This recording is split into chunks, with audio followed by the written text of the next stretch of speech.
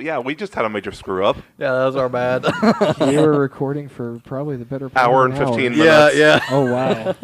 It's because we got a new camera set up and we were toying around with the settings and we accidentally hit something on like the audio capture and There was no audio. Mm-hmm.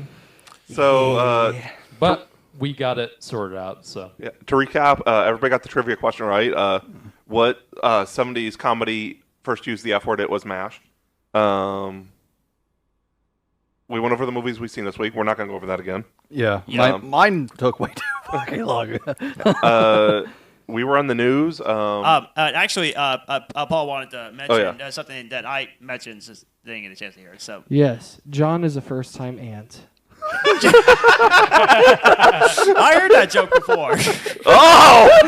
I have, sir. No, for real. John is a first-time uncle, and we couldn't be happier for you and your family. A monkey is uncle. Very funny.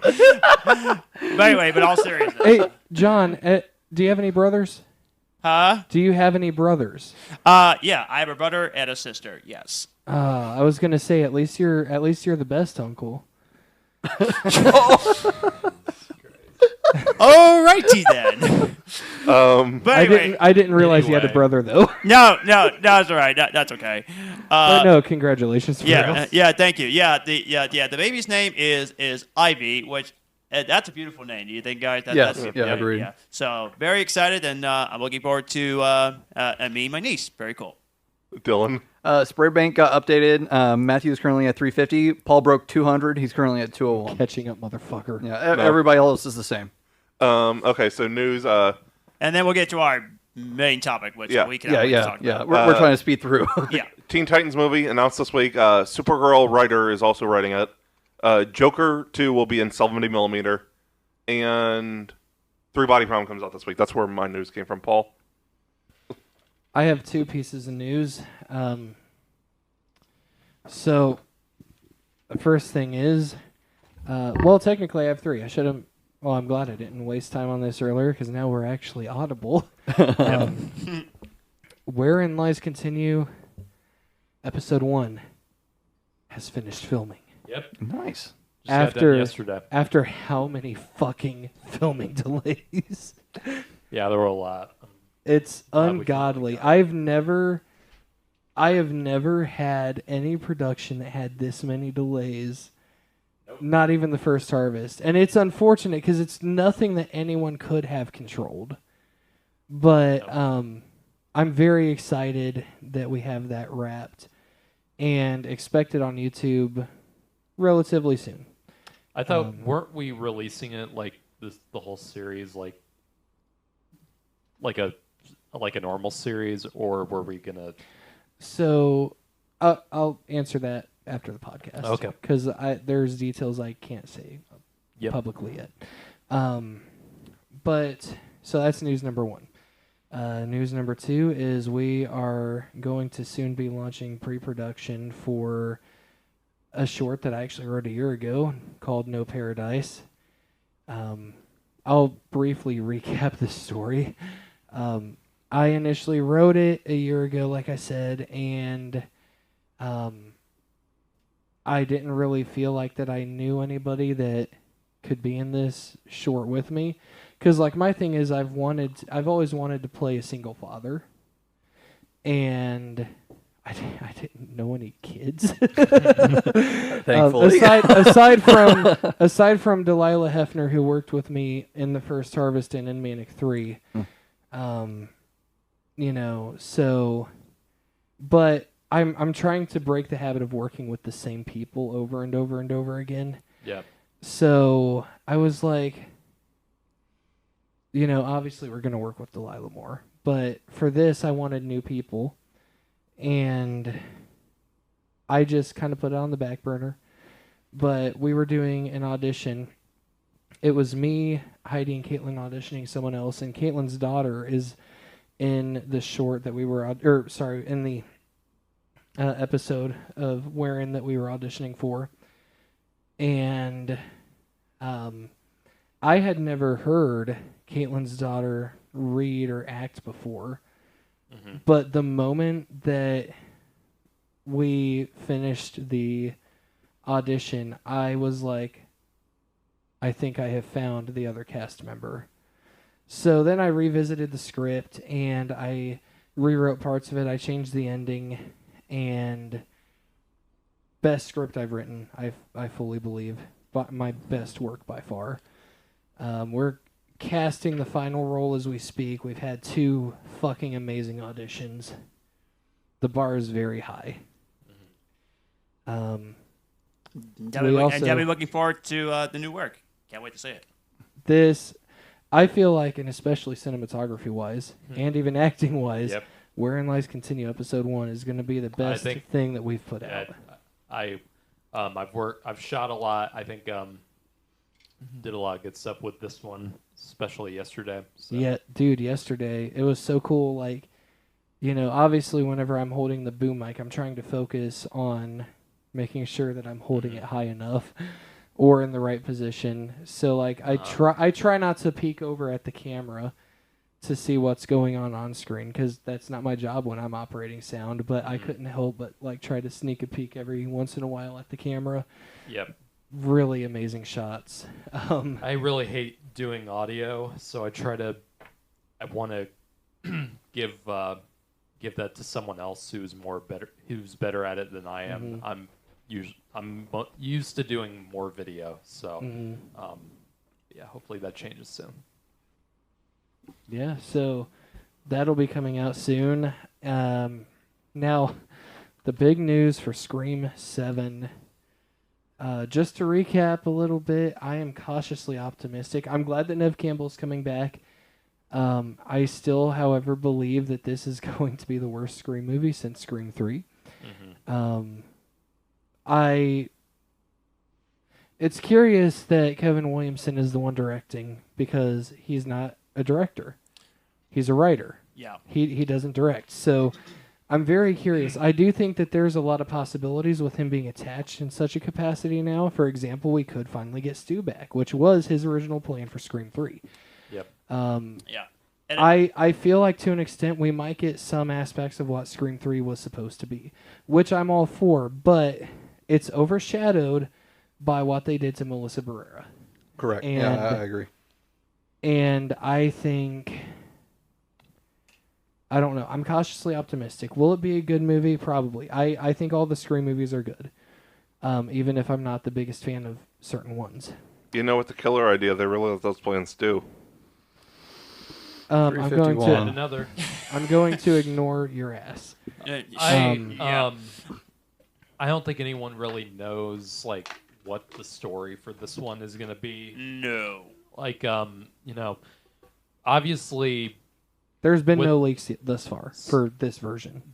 Because I feel like aside from possibly the loss of like a bunch of the leads from the previous 2, I also think that's also gonna change the trajectory of the story and where that's gonna go. I feel like the drastic story change that I feel like is gonna happen with Scream 7 is gonna turn a lot of people off from it. Like we've had 2 movies that pretty much gone off in their own direction, and that proved we don't need Sydney in the movie for it to be and good. then all of a sudden to completely switch gears to this new direction, like it's the 3rd reboot in the series. It's like it's gonna make it all feel superfluous. I've heard that we might get Dewey back too, which I'm very conflicted about, because on one hand I wish that he hadn't died in 5,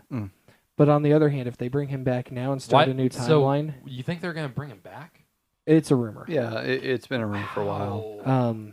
How? Because it'd be a it reboot. would be They would ignore 5 and 6. It wouldn't be a reboot. It would be a retcon.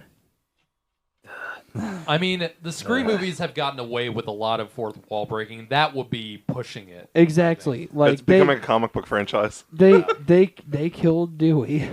They pretty I much. love fourth wall breaks though. They're fun to watch. But this would not be. They've been there's a technique to doing fourth wall breaking without coming off like you're just getting away with shit just because you can.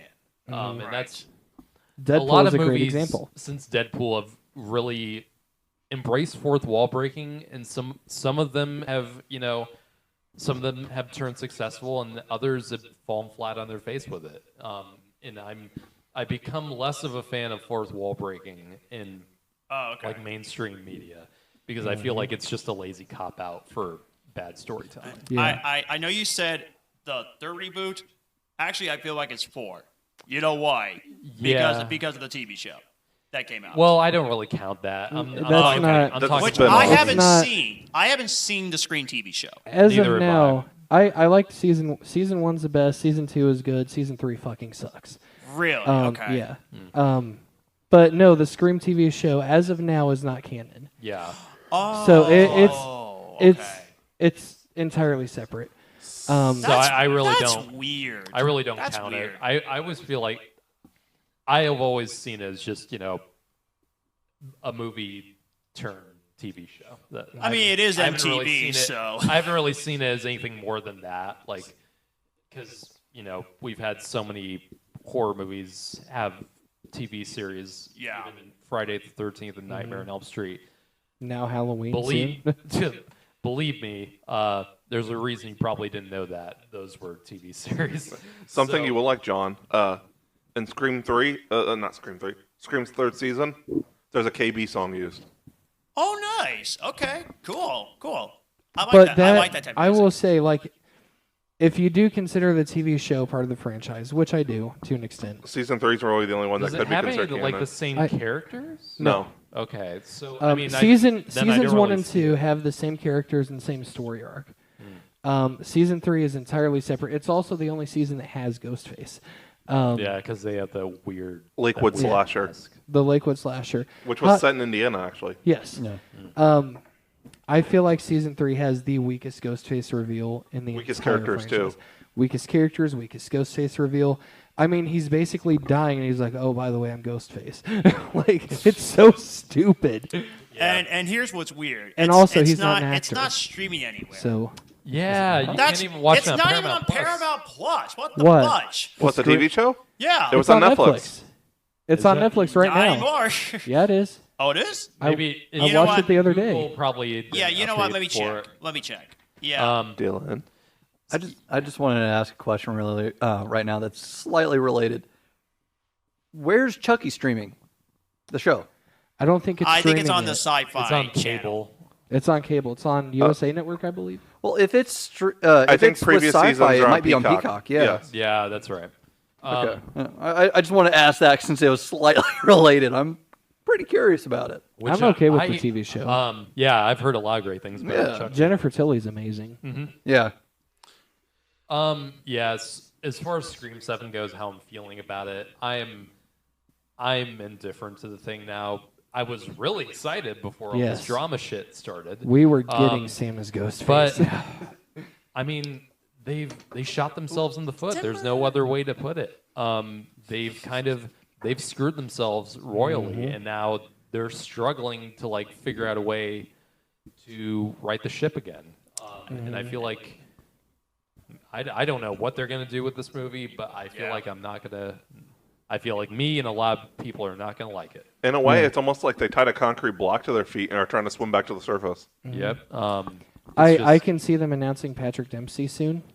Which is really weird because Spyglass had another horror movie kind of like Scream with Thanksgiving, and Patrick Dempsey Spoiler alert. was involved with it. I feel like it'd be too predictable if they made him one of the ghost faces. I don't think they will.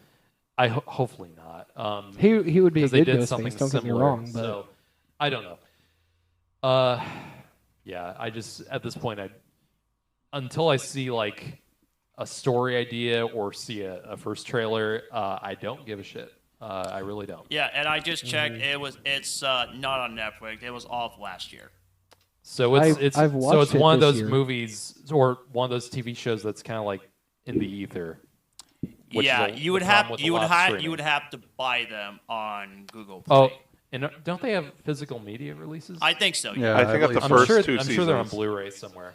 I don't know. I'm going to have to watch those with you. Thanksgiving made me hungry. Fuck you. I will say. I It's a think you're Thanksgiving 352. I was looking something up. I will say though, there are certain things that they could do to save Scream 7. I think that they would need to change a lot. Yeah. I hate that they're changing the story. I think that it really should be the conclusion of the Carpenter sisters story. Unfortunately, we're going to get what we get. Here are the things that I would like to see. Number one, let's see some of the movie, perhaps even most of the movie from the killer's perspective. Let's see the planning. Let's see the motive. That would be smart. I think that would be one thing they could do that could get it slightly back in favor of the fans. Like if they pull, we've seen a lot of successful thrillers or horror movies that have the killer as the protagonist of the show or movie. Like You, for example, that turned out to be successful. One of my favorite movies is American Psycho with Patrick Bateman. If they do have grown something, the fear of that name because of my name. Yeah, that's true. If they could possibly, if they went in a direction somewhat similar to that, where they follow a Ghostface killer, I'm not saying it has to be like stylistically like American Psycho, but if they did something like that, that would be a direction I'd be interested in. It wouldn't be the one that I would prefer, but it'd at least do something different. Yes. Yeah. I also think it should be a proper whodunit this time, because that's the issue with all of the Scream movies is the killer always reveals themselves. I mean, yes, we have the characters who are trying to deduce who the killers are, and in cases like with Randy and even with Mindy, they do find out who the killers are. Yeah. But the killers always announce themselves in the third act. It's usually the start of the third act, really. I think that's actually one thing that Thanksgiving did really well, is the killer did not announce himself. The main protagonist, the final girl, actually found out that he was the killer. Yep.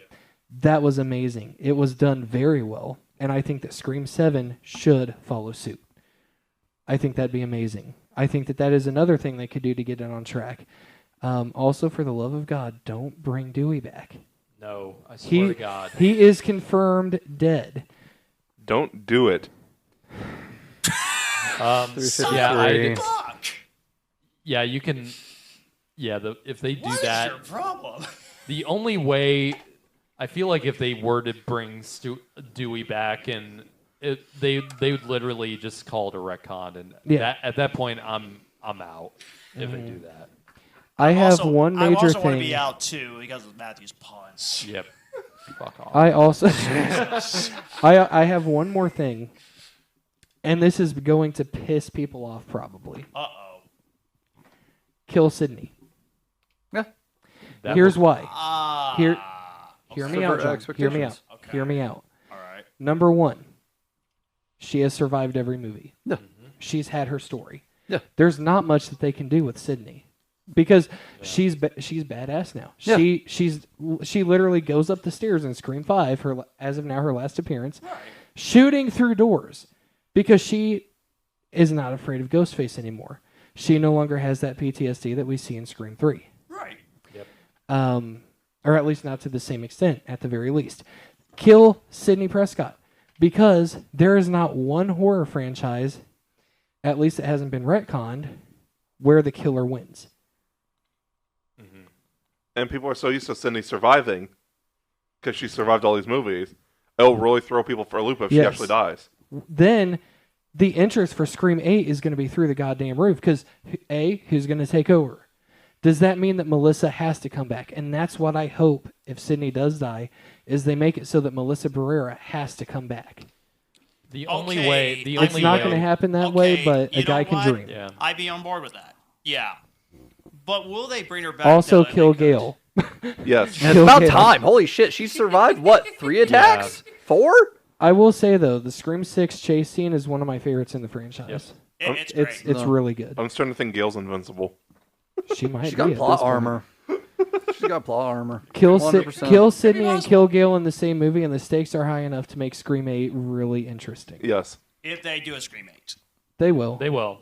There's no way they're not. It's No. just, Unless this one absolutely bombs, then it might. Then It'll they'll be- still it'll do be- it. Well, It could be another 10-year gap. That's what I'm gonna say. They'll do it eventually, but it's not gonna be for a while. Oh, Then. Yeah. God. If that is the Scream case, 7 doesn't do well, which I have a feeling it's with not. all the shit, it won't.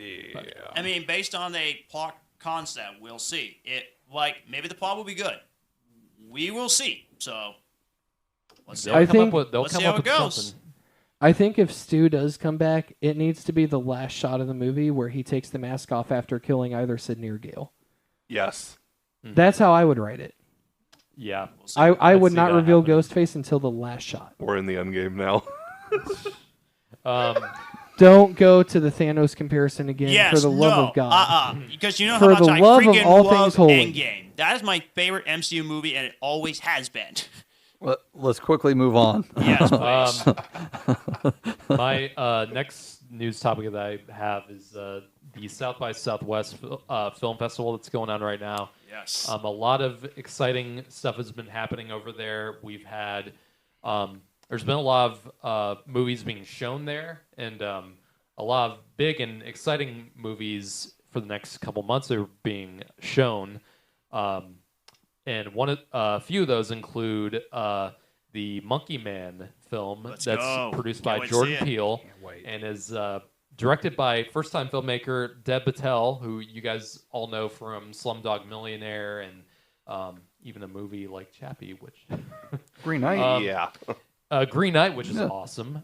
Deb Patel is directing. It's an action movie. It's from what I understand, it's the story has a lot of revenge aspects to it, a lot of vigilante aspects to it, which and just seeing the trailer and how great the fight scenes look, Oh my it gosh, looks yeah. it looks awesome. Yeah, it looks amazing. And the people who have seen it are raving about it. And They're it's saying, produced by Jordan Peele. Yep, Yeah, and he actually saved it from Netflix. thank God. Yeah. Nice. Thank you, Jordan Peele. So that's been getting a lot of great hype. The other one that's might be getting even more hype is the next David Leitch film called The Fall Guy. You've probably seen the trailers for it. It's got Ryan Gosling and Emily Blunt, and it's based on the TV show. I know nothing about the TV show. I didn't even know it was a I didn't know TV it show. I'd heard until, about it, but I didn't make the connection. My parents brought it up and told me it was a TV show. I had no idea. It But looks amazing. yeah, I wouldn't say I'm not. I haven't been in love with the trailers, but it does look like it could be fun. But apparently, the people who have seen it are raving nonstop about it. Like it's everyone. The thing that everyone's been saying about it is it is a love letter to stunt people in Hollywood, and it's it's a movie all about the guys who make that stuff happen. And from what I understand, they do a lot of these stunts practically in the film. Thankfully, and they don't overdo it with CG or visual effects. From what I understand, I think it's going to be a blast to see in the theaters. Which I haven't watched the trailer yet, but it's a good thing for me because I'm going to walk in completely blind with excitement because I love action movies. And Ryan Gosling is great. Yep, Ryan Gosling and Emily Blunt. I mean, that's part in the Oscars last Sunday that they had together when they were presenting. I think that's just a preview of the level of chemistry they have. Thank you for watching the live stream, by the way, at the Oscars. Yep. Yeah, thank you. It was awesome. Yeah, it was great. But yeah, I think from what I heard, from what I hear is okay, Medea. from what I was thinking Scott Stout. oh my god. Scott Stout. Yeah, a good one. Fall Guy comes out the first weekend of May. Nice. Which is going to be cool that it's not a big like Marvel movie or a big like, not the usual kind of movies that you usually see in the first weekend of May. Right. Like the Marvel Studios, the first weekend of May is like their weekend of the year. Like it's Avengers. The Avengers movies opened Guardians 2 and 3. Guardians, yeah, Captain America: Civil War. It'll be nice to have a different kind of blockbuster open up on that weekend, which is usually the kickoff of the summer season. So yeah, I'm excited for that, just based on all the good word of mouth it's gotten. The other movie that I hear that I've been hearing a lot about since its premiere at South by Southwest is Immaculate. It is the new religious horror film that has Sydney Sweeney in the lead, and from the trailers, it looks pretty good. I'm not super hyped about it. Sydney Sweeney, I have mixed feelings on as a leading actress. I really liked her in the first season of Euphoria. I really didn't care much for the second season. And I unfortunately I have not seen Anyone But You yet, but from the trailers and what I've seen from her, I just wasn't buying her as a comedic talent yet. Maybe when I see the movie, I'll think differently, but in terms of her, I think she's very good at drama in Euphoria, but in terms of, I'm not buying her yet in comedy, and I don't know how she is in something like a horror movie like this, which is definitely more of a serious tone. So she's been in a few things I have not seen, which I've heard are great. From last year, there was a movie that she was in, and I can't remember the name of it, but it was like a true story movie, and she played a real life person, and from what I hear, she's great in it.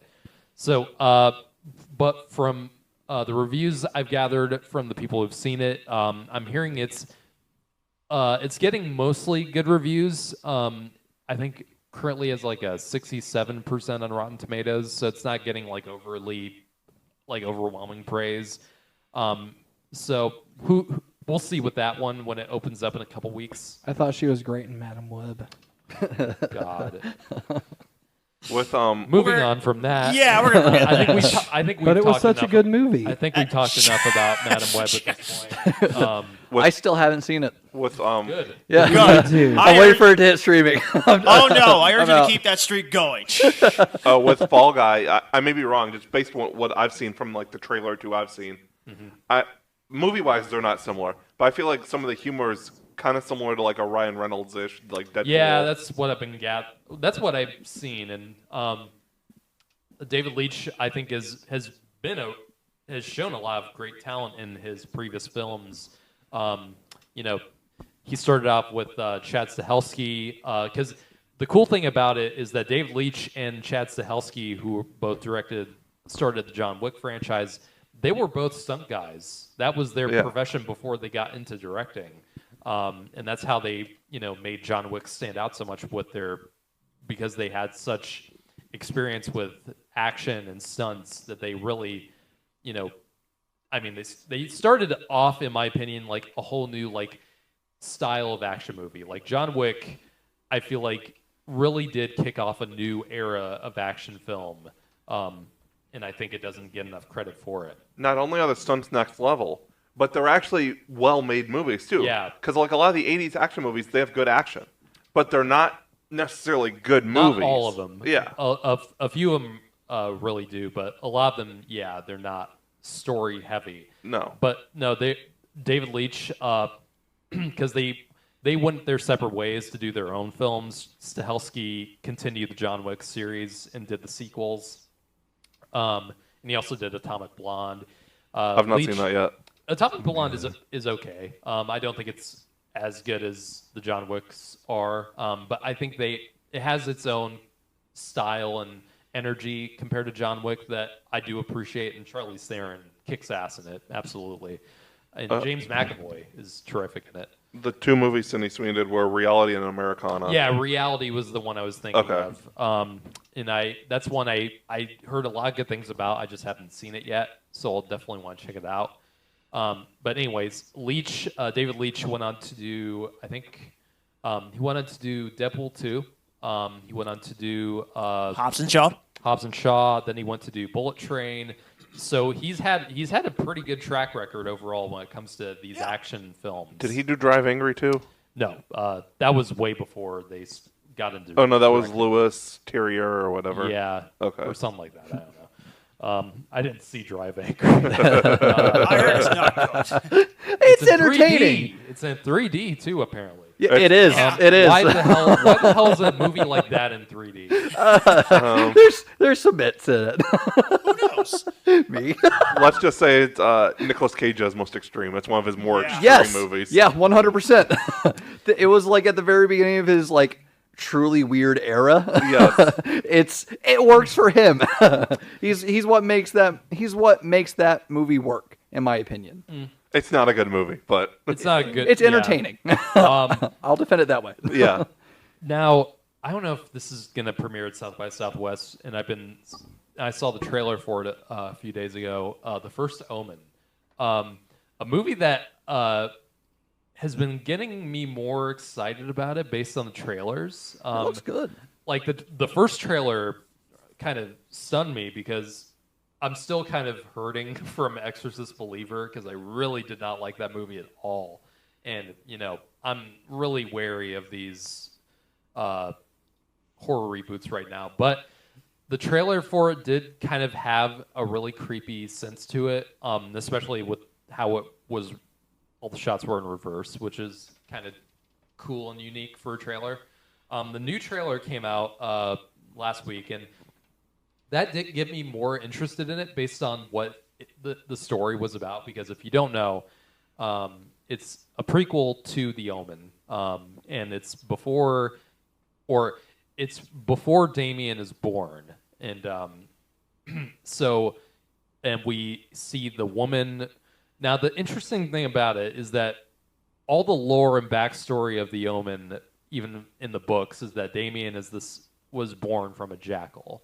Now, I don't know if I didn't read the story. I don't know if that the people who know more about The Omen than I do. I think the last time I watched the original Omen was like 10 years ago, and I'm a big fan of it. I just haven't watched it in a bit, and I definitely will before I see First Omen. But I don't know if that means that Damien was the son of like an animal jackal or like a metaphorical jackal. I'm not sure.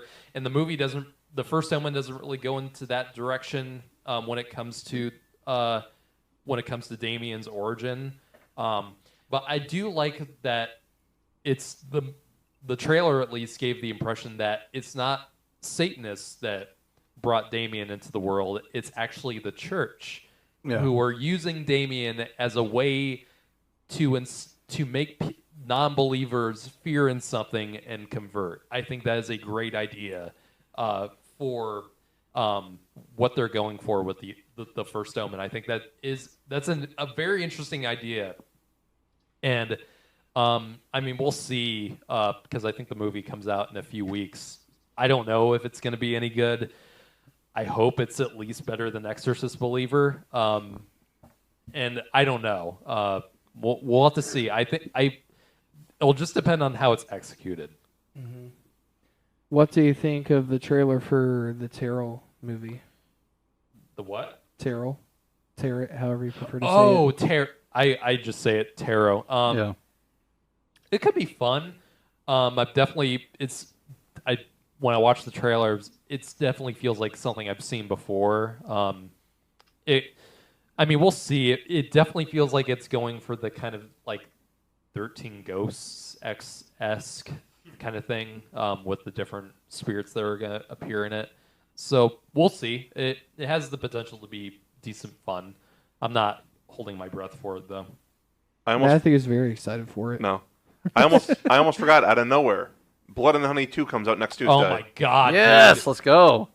Oh god! John's going to. And see the it worst with part me. of it. No, we have to sit down and watch Blood and Honey first because we still haven't done that. Okay, no. I told Matthew the deal was all. No, I'm not involved in this. What? No, because I wasn't going to do this. You're gonna hate yourself. I won't. He agreed to watching it. Oh no! Now the deal is off, and Why? it's because Jackass Productions is being so stupid. They actually went after a film critic that gave a review to a trashy movie, which was well-deserved trash, by the way, and how they are complaining and whining. Oh, why would you give a bad review to this movie? We shot this movie in 7 days, and this movie made $5 million. Dude, Quit your whining, okay? You're a terrible production company. You had your money. Just take your money and leave. Yeah, just shut the fuck up. Exactly. Just shut up. We upheld our end of the deal, though. I vote to veto him trying to back out of the deal. No, I'm allowed to vote to back out. veto. I ain't I'm getting allowed in to this. back out. I am not getting allowed involved. to That's not be between part of you this two. movie. So, no, I'm not Okay, watching the so- first one. I'm not watching the sequel. There's It's 3 done. of us in the vote now. Paul, what do you think? Do you vote to veto? Oh gosh. I'm staying out of it. Because I still haven't watched it myself. I'll watch it with you, even if John chickens I out. wanted to watch it with John, too. No. Jones doesn't watch Alien. No. And it Yeah, no, I haven't. And it I won meant Razzie to. for Worst Picture for a good reason. It was the first one was on like every worst film. I think it Yeah. was like on every why it's number good. one spot. Which that on makes the me- worst that films makes of you the wanna year get to list. know And it. it was deserved. It was fucking terrible. I fully believe that. It I was still think the that it sounds literal- great. It might be in my top 3 worst horror films ever made. I believe and it. I've seen some shit. Speaking of believe which, apparently Big Shark is about to come out. Oh, the Tommy Wiseau one. Yeah. I'm actually That- excited for Yeah, I'll Which- see which that. I was I'll gonna- see that in the theater. Which I was going Fuck to tell it. you also, Jack of Production, like the one that the fact they're still sticking out their own butt, And there's for actually still saying, "Oh, I can't believe that he," as they're complaining, "Oh, I cannot believe he's the only one that gave him a bad review to this film." Guess what? It's on not. every single worst movies of 2023, and it's number 1 on the majority of and them. that's all you guys do. Exactly. You guys don't try to make any other kind of movie except No. that. Like, no. I mean, you guys are lucky to have the kind of success you guys have been having with it. So take your money. Take your money And and, just leave. shut up. Exactly. Shut And up. I'm a filmmaker. So for me to say this about you, that takes They shot guts. this movie in 7 days. I'm pretty It's sure so that Paul. lazy. I'm pretty sure Paul's movie was shot more than 7 days, and that movie yeah. looks better Yeah. than First Blood and Harvest- Way Honey. more. First Harvest was 20 days. Yeah, overall? at least. There Something you like go. that. See, learn from Paul. Learn from him. Paul, Hey- take the. Hey, take John. the win. What? I'll take it. Yeah. I also think that we made a better movie Yeah. with literally a tenth of the budget. Yeah. I Also, believe John, that too. I veto it. You have to watch it with us. Yes! No. No. Majority rules! No. Majority rules. No. You're No. It's a democracy! No. I'm backing out. Don't ask me again. Too Goodbye. late. Too late. No. Yep. And I'm the not worst watching part it. of the No. worst Too part late. of it is Nope. Yep. Not watching it. Yep. No. Yep. I went to All right, see moving on. Binding contract. I went to we see shook. I went to see Dune again a couple days ago, so and they good. showed I wanted to. They showed the fucking trailer for the second one in front of it What? in Dolby Cinema. What? They I'm did, not even joking. They did when the we trailer saw for it that too. popped up, and I was like, "What the fuck?" What, for part 2? Yeah. Yeah, For Blood and Honey. 'Cause They Oh, did for it. Blood and Honey 2. yeah. Oh, I thought we were talking about showing the Dune Part 2 trailer in No, front no, of Dune no, Part 2. no, I was no. like, I don't remember that. No, I No, remember they- Blood and Honey. Yeah. I think you were I too high. I will say Not that- at that point. No, I it took me will an say hour. at the very least the costumes look better. The costumes Yeah. look better, but It's gonna be not- terrible. No, yeah. But that's the point of it, I feel. Yes. That's the reason why I love Sharknado. Sharknado is full of bad movies. I'd No, rather- they're oh, so I'd bad to rather the point that they're watch- I'd good. rather watch I'm not going to say that Sharknado. Blood and I'd Honey's rather that way, watch No. considering the fact that I haven't seen it. It's I'm trusting not. your guys's. I'm your guys' serious. opinions. Try I just- watching it. You're gonna hate yourself. I'm going to love myself. I'm just going to say it. I thrive on this kind of negativity about a movie because the more that somebody's like, "Oh, this movie sucks," while I'm already going into it like, "Oh, this is going to be a bad movie," it makes me want to like it even more and accept how bad it is. I thrive on that kind of thing. Sharknado is a masterpiece, though. It is Sharknado- 100%. It's so bad it's good, and that's the point of the movies. Sharknado is a category bad that is in a different category of bad than something. Yeah, like it's when tears you- up. I know when you that. do I'm Blood just. and Honey. Yeah. I'm just saying, guys. I love you guys, and I'm saying this with all due respect. But the more you keep asking me, the answer is still no. So you're not a I'm man of your word? I'm not watching this. I'm not seeing the sequels. Don't ask me again. So you're not a man of your word? Huh? You're not a man of your word? What is that supposed to mean? No, I was just quoting a joke. No, anyway, something I forgot about. There are some movies coming out for their re-release.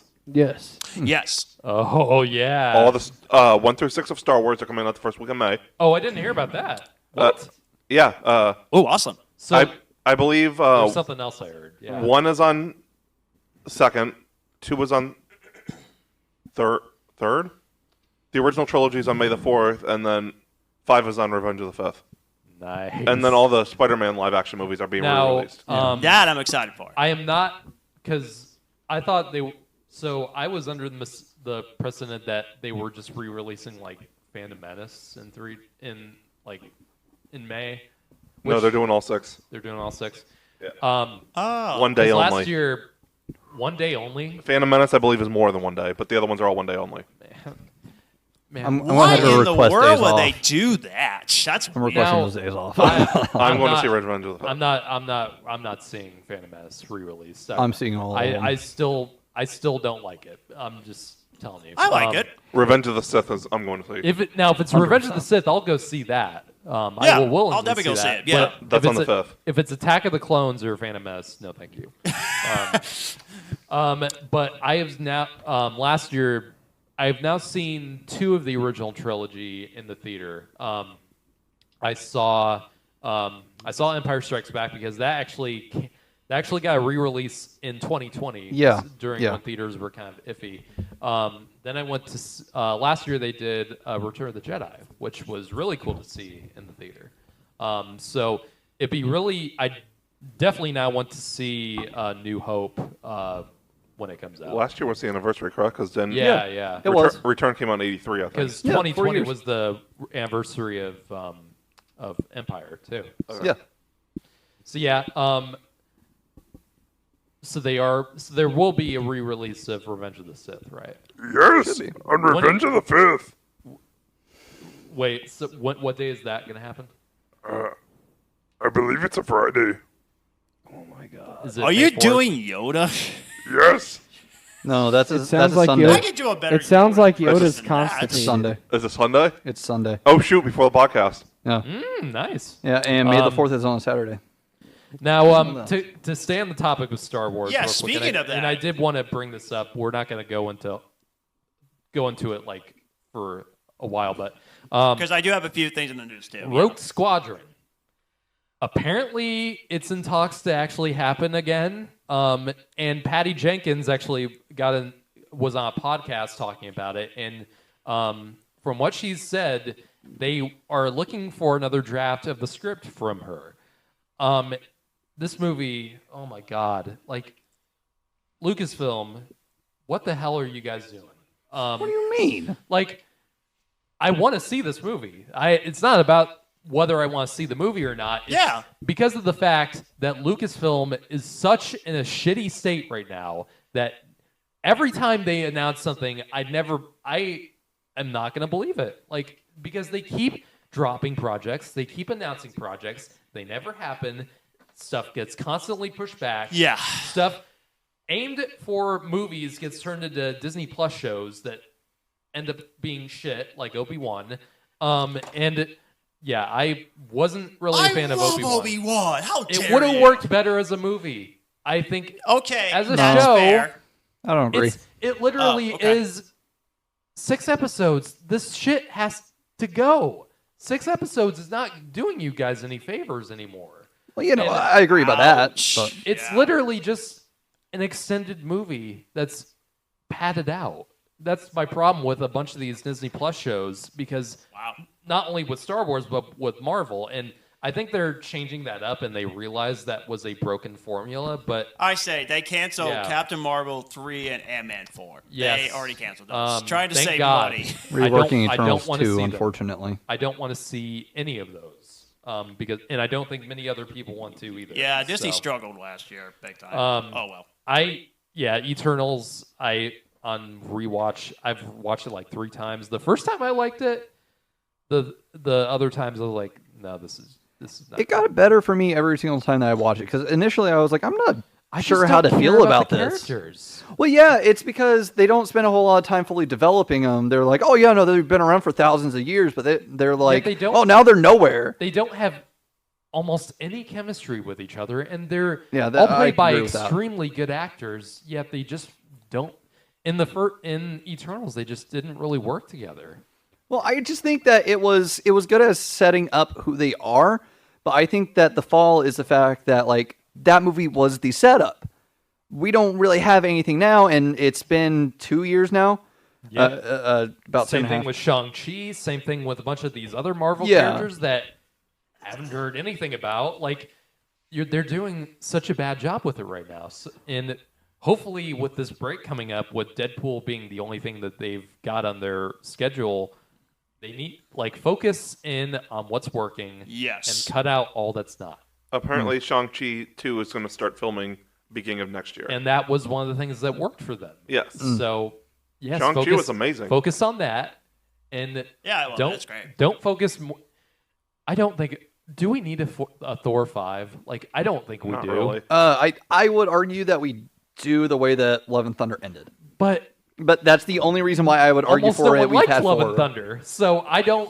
Well, they had to explain how, because they're not just going to be like, oh, yeah, no, Thor's now just somewhere out in the universe and not bring him up again. He's going to appear. They had to bridge the gap between 4 and that, but they can't really have him appear anywhere else because of the way that they left him. They have to give him his own thing. The level of drop from Thor, like Ragnarok Thor, Yes. being that was the movie that saved that character, to now we get to Love and Thunder and it went back to square one with the character. I now don't really care. Well, it's supposed to be a more serious movie too. They're dropping a lot of the stuff that Waititi made. doing it, though? No, he's not Okay. attached. He already confirmed that he's not doing it. That was my problem. Like, I love Taika Waititi. That Thor: Love and Thunder was like Taika Waititi on like crack cocaine. Yeah. And it really did not work for me at all. I mean, I'm an '80s guy. I loved it. So Even with that mindset, I don't even think a movie like that would work in the '80s with all the comedy and like the goofy shit. Okay, like so the illumination level it's like a Minions movie, Thor: Love and Thunder, with all the humor and shit. Yeah, so for me, the downfall of Love and Thunder, when looking through the lens of this is an 80s movie that was made in modern times, the downfall of it is the comedy. There are comedic bits in there that are reminiscent of the same jokes and tropes that we had in the 80s, but for the most part, it was modern comedy. I think that they should have just gone the full way with it. If they were going to make almost every other aspect of this movie be so 80s centric, if they were doing that, they should have just done that with the entire script. The only time it felt like an 80s movie to me was the 3 fucking times they played Guns N' Roses. Like, you couldn't play...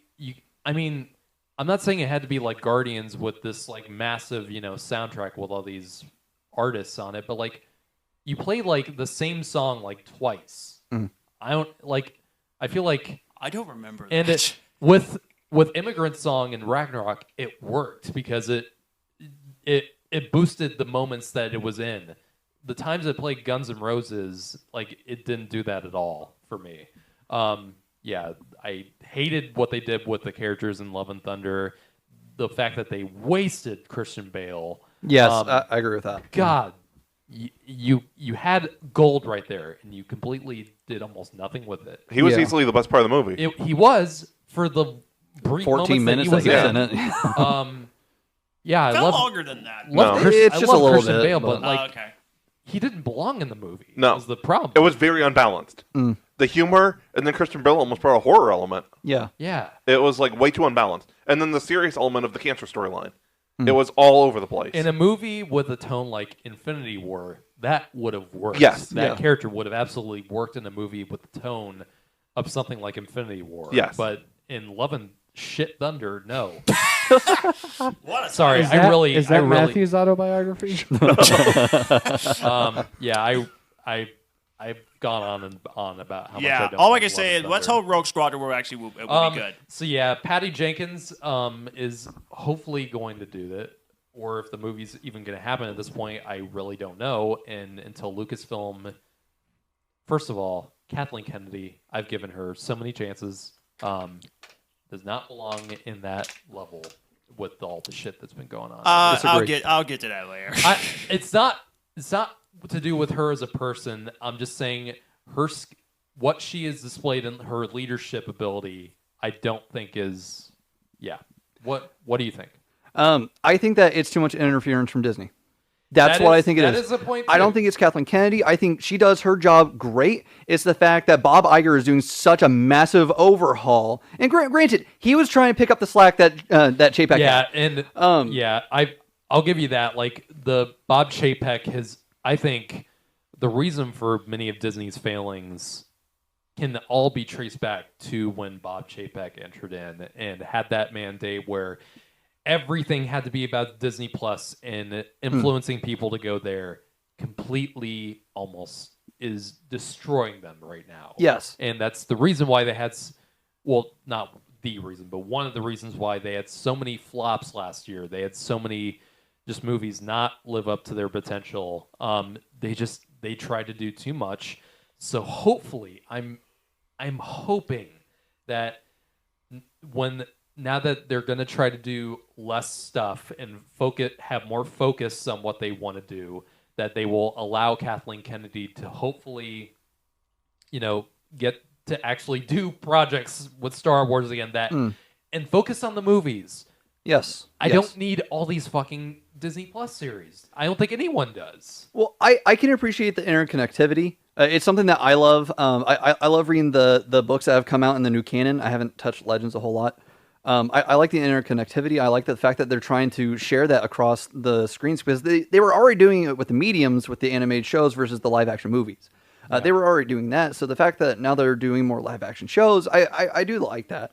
I think that my issue with it is I love Mandalorian. I do. I enjoyed season 3. First 2 seasons. I enjoyed season 3. I think the first 2 were better. Oh yeah. Yeah. But I don't think that we need the movie, especially since they're like, the season 4 is gonna end, but you're gonna have to go to the movie for it. And it's like that's something that needs to not fucking happen. I'm sorry. If you want Mandalorian in a movie, have Mandalorian in a fucking movie. But don't fucking do that shit. Like, yes, we are at a point where we don't have to tell a saga story. And we don't need to depend on that. Like, they're going to, I guarantee right now, they're going to try to start a trilogy with the new Rey Skywalker movies. And I am so on board with that. However, me too. I think that the way that they're trying to go about connecting the shows to the movies now is kind of an issue because they're trying to lead directly into it, and it goes back to that MCU conversation where they're doing too much. They're trying to go overboard on it, and I fault that on Iger. Yeah. Like at this point, it is Iger. Like Iger is also to blame for a lot of what Disney's been doing. He came back as an idiot. Wanting to do like the Pixar stuff. Toy Story 5, why do we need that? Exactly. And he was like, we have too many sequels. I'm excited for Toy Story 5. That's fine. We never needed Toy Story 3. At least for you. We didn't need 4. I don't think we need 5. Nope. We didn't need 2 or 3 either. No. Toy Story would have been... Careful. We don't need any more of those. No, I think in the Mandalorian movie, like, can we stop? Because... yeah, great. You're doing a movie with Mandalorian. How would that get people excited to go to the movies to see that when they have 3 seasons of like movie level quality stuff? Why would that make a difference? Like I don't know. It just rings stupid to me. I think if they're going to do movies and shows with Disney Plus shows and movies, it should be separate characters. Yeah. Like, don't connect... like, Andor being... I love Andor. But Andor leading into Rogue One. I think each... like, the Disney Plus shows should be focused on characters that aren't typically in the movies. Yes.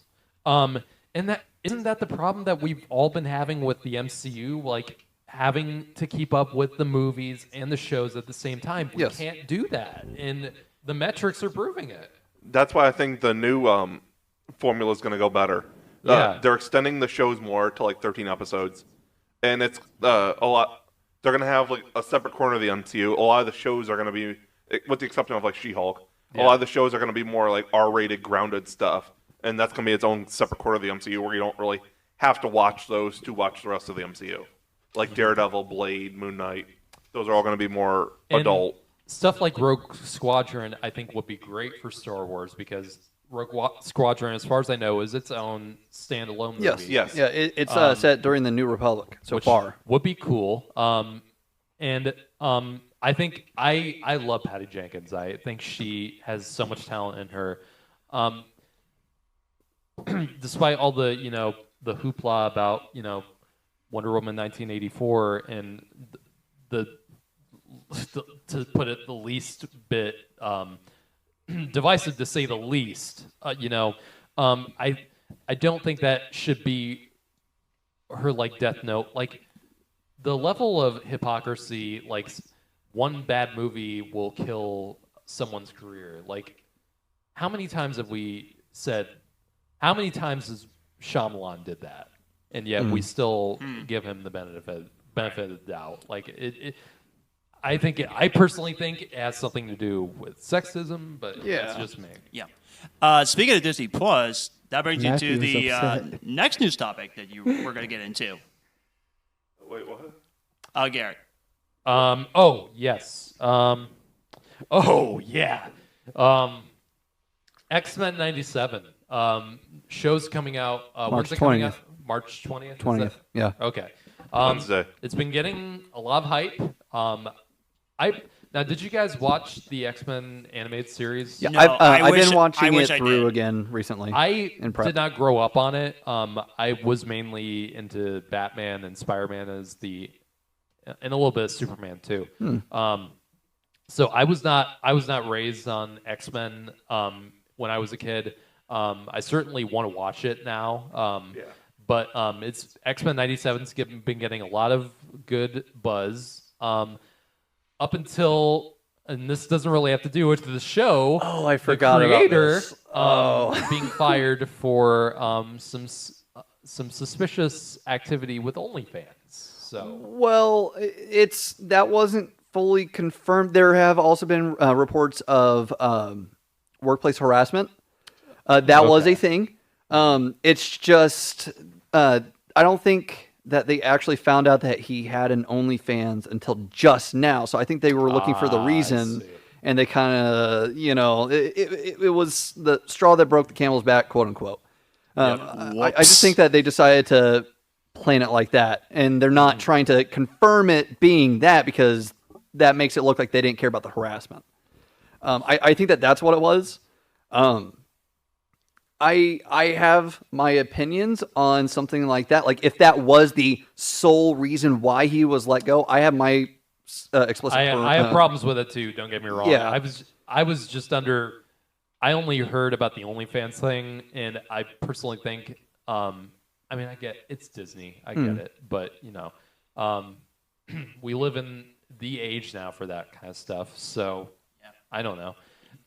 It definitely would make sense that wouldn't be the only reason why, and I don't want to say whether they're true or not. That's not my choice to make. Nothing's fully confirmed. It's just a lot of speculation based on certain things that were said. It's just really it's fascinating. Did you have something to say about it? No, I was just going back to you saying about Batman. I've actually never watched the animated series all the way through. I mean, there are a lot of I'm doing it now. I haven't either, but I definitely... I'd probably seen them all growing up, but I've never watched it we in got some order. homework to do. I definitely want to watch the original X-Men before I see 97 one. Everyone check that. Well, you got 4 seasons. Yeah, I've got, I think, 27 episodes of Batman the Pretty Animated sure I would Series actually really enjoy it. It's I like it. I mean, Batman animated series is my... Yeah, it's It is it's one of the greatest animated shows of all time. It's so good. I'm really I think excited for animated Keep series is Crusader. better. Yeah, me too. And I grew up with the Spider-Man one too. I don't think that one has aged as well. No. Not nearly as well. I think that Superman one aged pretty well. which one? Superman the Animated Series? Well, that's part of the same. Isn't Bruce Timm? Yeah. Did the Yeah. Superman one He also too. did Batman Beyond, Justice League, and Yeah. Static Shock. So Yeah. it still has that vibe going Yeah. for it. Spider-Man, the animated series, I don't think is as good as people remember it being. It definitely worked better for younger people. And that show is get into it one last time. That show is literally the only reason why anyone knows who Madam Web is. Yeah. Nothing else. Like outside that animated show, does anyone know? Well, Madam Web of is? Shadows. She was was yeah. a main character in Web of Shadows. So I could also Those give some two. credence to that. And those but, two. Yeah, no, I agree. literally Yeah. Don't recall Madam Web being in any other like Spider-Man related thing No. outside the comics. No, for Better me, than it El only, Muerto. worked as a side character, not a main character. I'm sorry. Yeah. Actually, I had a hot take. I don't know if I ever mentioned this before. Batman the Animated Series is not my favorite superhero cartoon. What is it? Justice League and Justice League Unlimited. Okay. I can see Has that. anyone been Yeah, watching I'd prefer them. Invincible? I haven't checked No. out the new episode, but I did watch up to the mid-season break. I've not seen season 2 yet. Okay. You guys excited for? I mean, this summer is going to be a pretty banging season for TV. Like The Boys, House of the Dragon. Anything you guys are super excited about for the summer of TV? The Boys. I'm so fucking excited. Season 4. I'm fangirling for it. I love Gen V. Gen V worked really well for me. I know it didn't work for as well for others. Well- but they're going to start rotating their schedules for it, and they're going to be telling kind of the same story towards the end of season 4. Because they're going to talk about the events of Gen V in season 4, and then it's just going to go from there. Any predictions with Homelander? Homelander is running for president. He's Well, going. yeah. He's going to get president. I think that's exactly what's going to happen. Is there anyone? Do you think he can like anyone else who can go against him at this point? Because I think is that explored in like the comics at all? Or? I know bits of the comics. I tried reading it a little while ago, but I also didn't want to ruin bits of the story. I know they're doing something with Black Noir. Do you care about what happened in the comics? Not really. No. I mean, Because they Most kind of already people- ruined it with the show, but yeah. So in the comics, Black Noir ends up being was it a clone? Yeah, it was a clone of Homelander. And so like Homelander ended up killing Black Noir, and then Billy ended up killing Homelander. That's how. How did he kill him? I think he just bashes his fucking head in. Like I think he goes all out. that or Makes they like sense. nuke him or something. I can't remember. It's been a while since I watched or read the comic panels from that issue. But I'm wondering if they're going to end up playing into that, because the fact that they were like, oh yeah, no, the Black Noir isn't actually part of Homelander's story. It's this. They're bringing Black Noir back for season 4. So with all the secrets that they've been keeping, I feel like it's logical to be like, Homelander was the peak superhero that Vought was looking for. It only makes sense for them to try to fully recreate that. And I feel like Vought at this point in the story has gotten to the point where they're able to do something like that. I mean, just look at like they're able to specifically engineer powers at this point. Like that's amazing. I think that I think that they're going to end up doing something with Black Noir for that reason. I'm wondering what they're going to do with Billy, because I don't see them killing him off. No, neither do I. I'm wondering how they're going to give him the miracle cure. If it ain't the invisible gun. See, he's supposed to be a bigger part of it too. Is I forget the name of the characters of the character. Translucent's. Translucent's son is supposed to be a big character, I think, in season 4, or at least they're going to start building him up more, from what I've heard.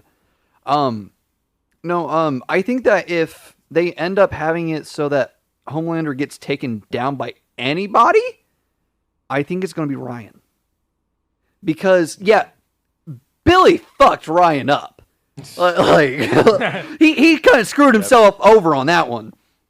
But I think that Ryan has enough of his mom in him to be redeemed.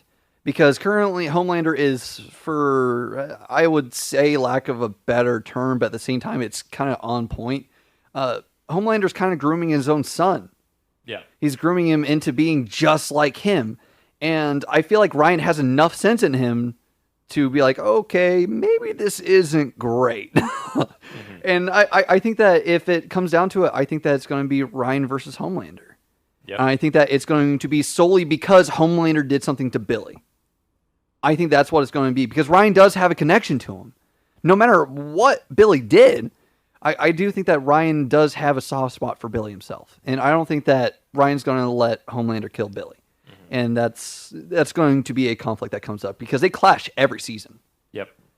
And I don't know. I'm looking forward to it. I don't want to speculate too much about it, especially since I have limited knowledge of the comic. But I think that there's a lot of good stuff waiting for us in The Boys in season 4.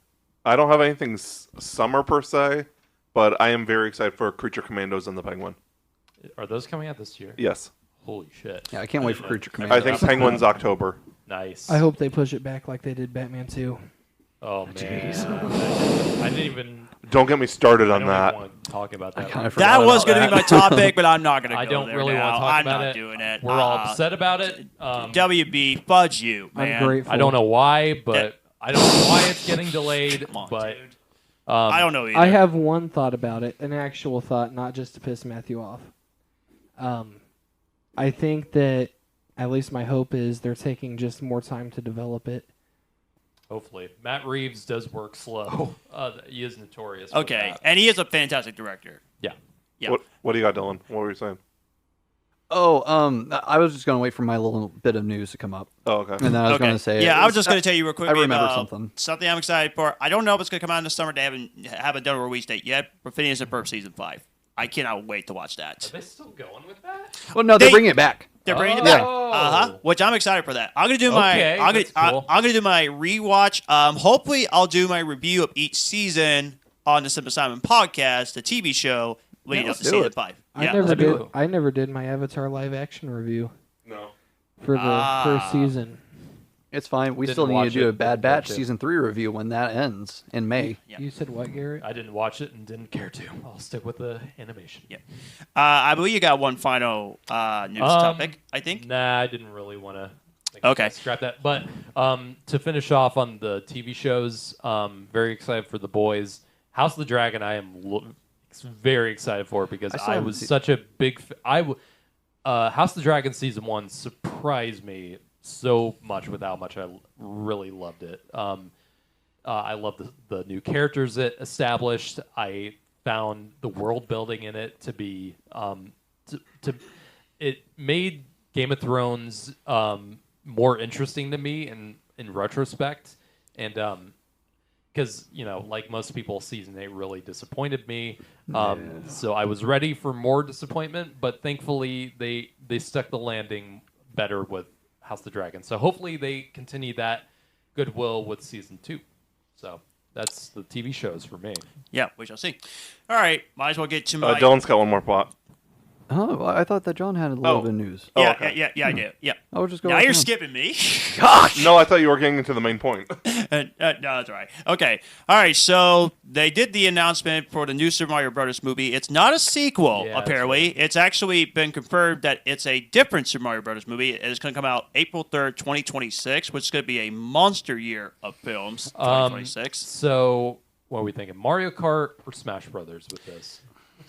I mean, but Mario what's- Kart. Probably Mario Kart. I feel like it'd be funny if it was like Mario Golf Yeah, or Mario yeah. Tennis. But the guy that's the CEO of Illumination, they said they got the concept art ready and they're doing some writings and the animation styles. So we shall see. they have to do because they're gonna do because they announced the Legend of Zelda movie, didn't Yeah, they? Yeah. they did. Yeah. But it's not Illumination. Right. No. It's live action. Yeah, is unfortunately. live action? Unfortunately, Yeah. yeah. Which I'm very confused by that. If they don't adapt Why? Ocarina of Time Fuck. for it, I'm going to be angry. Or no. If they don't adapt Skyward Sword for it, I'm going to be angry. I think that they're going to have to really preface it if they don't adapt Skyward Sword first. I don't think they should jump right into Super Smash Bros. No. No, it's way if too that's early. Something they Exactly. should build it up. I was gonna say that's I'm still waiting for a Donkey Kong Country movie to come out. that is the biggest mistake they made with the DCEU was just jumping right into Justice League. Yeah. Yeah. True. But yeah, that's coming out on April 3rd. Couple of Venom news. Venom is now the title called Venom: The Last Dance, which That's got to be the greatest movie title I've ever heard. Venom: The Last Dance. Seth Rogen is developing a animated Venom movie, which that should be very interesting because he is the guy that did do the Teenage Mutant Ninja Turtles Mutant Mayhem, which was great. Yes, it was. So I'm pretty confident that he'll do good. Venom is a very different thing. It is very different, but he's into comics and he loves the comics. So we shall see. I'm cautiously optimistic about it. I'll talk more about Venom in a bit. So. Yeah, I like the show or the comic shows that Seth Rogen's worked on. I like Preacher. I like The Boys. I still haven't checked out Mutant Mayhem, but it's on my short watch list.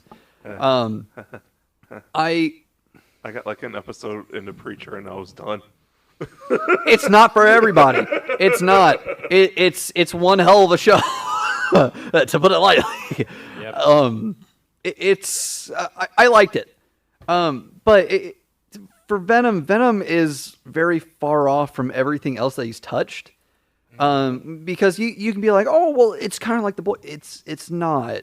Nope. Like Venom he's not a very comedic character. He makes jokes. That way? Yeah, like the Tom Hardy stuff. Like he was making jokes, but Venom by himself, like the entire thing is one of the recent story arcs in the comics was Eddie had cancer.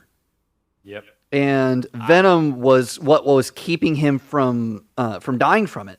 And so, like, he ended up getting the symbiote taken away from him, and he almost died. If not, he actually died. I think Eddie actually died recently. Spoilers for Spider-Man 2, but that does. I'm so sorry. I'm so sorry. No.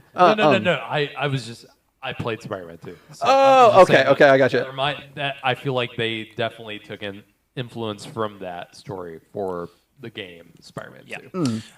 Speaking of cautiously optimistic, that leads to my last point. Garrett Edwards is now the director of the new Jurassic World film. And I am so mixed on this one. I'll tell you why. Because I love him as a director. But I thought Jurassic World ended in 2022. But I'll get to that later. But man, don't get me wrong, I'm kind of excited for it, but I'm so worried he's going to screw it up. I'm so worried. It was already screwed up to begin with, so I liked Dominion. I hated it, dude. I hated it. Like I said, we'll get to those later. Yeah, we'll do a Jurassic Park. I like Gareth Edwards a lot as a director. I think he's so talented with He's 4 for 4. big scale blockbusters. I just don't know what they're going to do with this Jurassic World. Every movie he's done is great.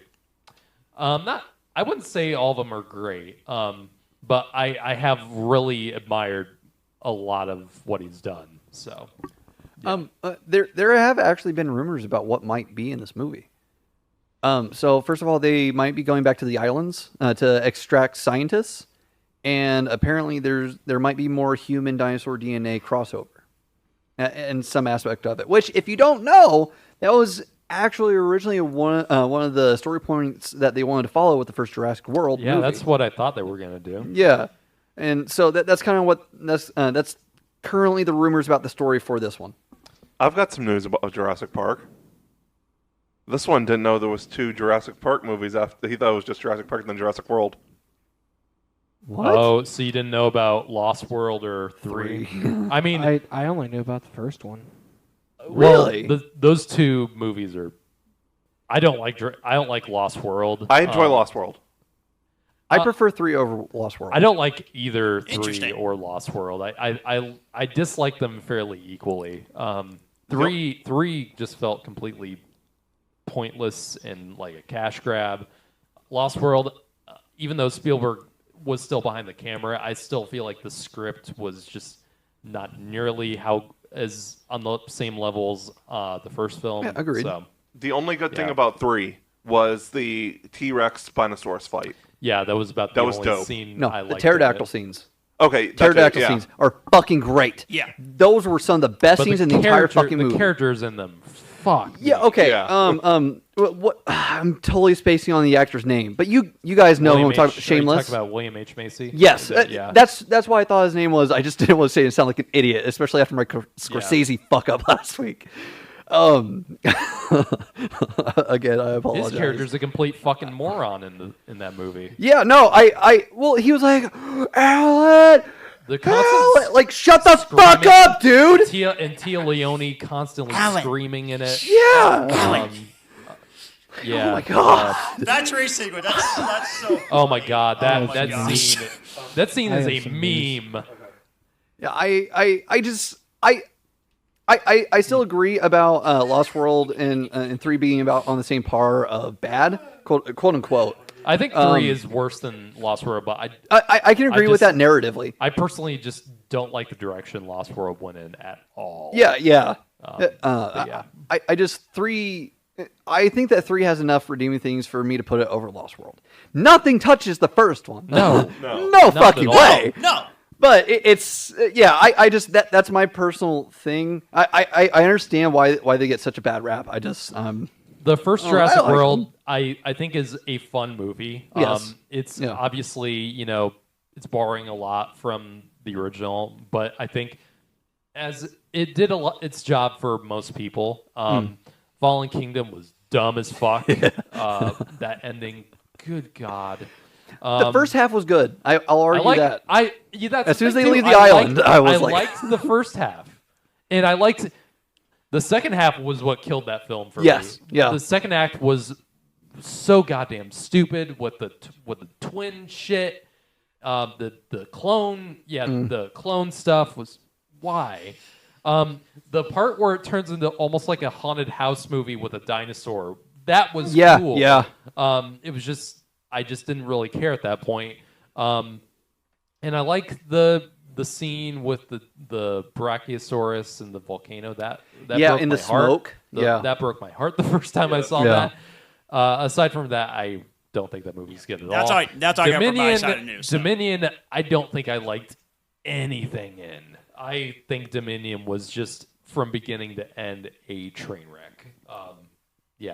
To me, Dominion is thoroughly consistent versus what Fallen Kingdom was. I'll give it that. And the extended is better Yes. than the first cut, and I think that's the reason why it's better than there- Fallen Kingdom. I didn't even know there was an extended. Oh yeah. Yeah, It's I like think it's 20 on minutes Peacock. longer. Yeah, Okay. it's good. I actually prefer it. That was the first version that I watched, I've got it on and my I'm glad I Vudu. did. Nice.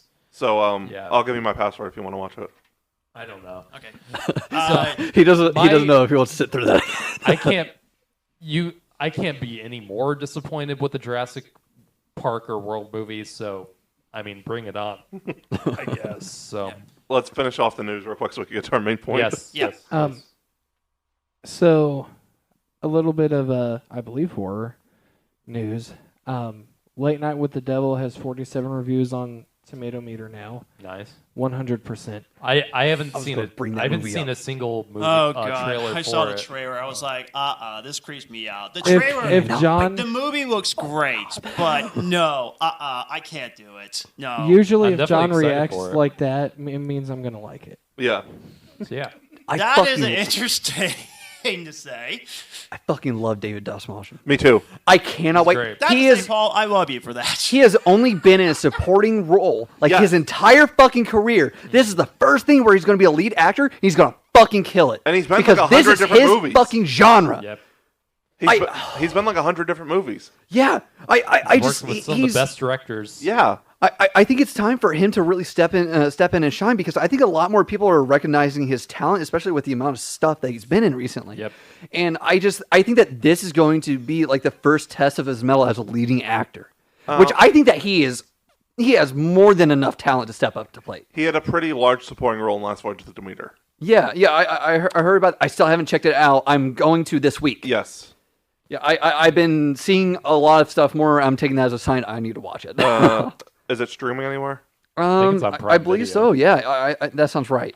If not, it's on my Vudu. So Well, I Let's, think my mom has it too, okay. so I could just. So get it let's from go her. ahead and move on to Dylan main had his topic. point Yeah, still. I still have my news. Oh. Dude, it's been we've been going through the news for the past hour. Yeah, we really need to do the news as like a separate video. Yeah, that's kind of the reason why we stopped doing it, which bummed me out. I want to do a higher production quality version of the news. Let's just do like an actual news show as like a separate thing. Yeah, I am so on board with that. Because with the video, let's try to run through it. Yeah, I have 4 pieces of news basically. The first bit of news is actually kind of a WB thing. If you guys are knowledgeable of like early beginnings of YouTube and online creation, the way that YouTube built its platform based on, if you guys know about it, then you probably know the company Rooster Teeth. Oh, Rooster Teeth is closing its doors this year because WB is forcing them to, because nobody is willing to buy it for at least the price that WB is asking. And 2, they have been having a really rocky past several years. Now there are properties that are currently moving on. Confirmed, we are getting like at least 1 more season of Ruby, and then I think that we're also getting another. There was a show in post production, a new season of RVB. We're getting that as well. I'm hoping that Death Battle continues because that's such a major thing on YouTube. Yep. It's up there with Bat in the Sun. So I really hope that those continue. It's honestly crushing to me personally, because that was one thing that me and my brother really bonded over was Red versus Blue, and that got me into Let's Play, that got me into Ruby, that got me into everything. That made me want to start online content creation. Bat in the Sun is amazing. It is. I'm not surprised to hear that news. Well, yeah. I heard it before, but yeah, I wasn't surprised when I heard it. Rooster Teeth, I haven't actually willingly watched any of their new stuff in like 10 years. And that's a shame because Rooster Teeth, was a huge part of like, I used to watch them all the time in middle school. That was like my favorite thing to watch back in the day. And they had so much great content back then. Rage Quit. I love that shit. But yeah, it's a shame because they were once like a huge thing for YouTube and content creation, and it sucks that they never could rebound. So I forgot to mention one thing, but I'll get to that. It's a shame, but it is.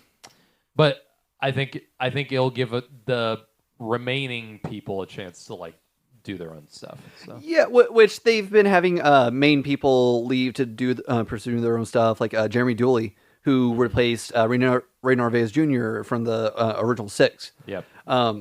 He ended up leaving to do his own thing during the pandemic, I believe, and that worked out for him, and like it helped springboard him, and it's worked out for a lot of other people. And I think that all these people that are attached to these projects, they are going to get recognized, are going to get picked up by companies because of their time at RT.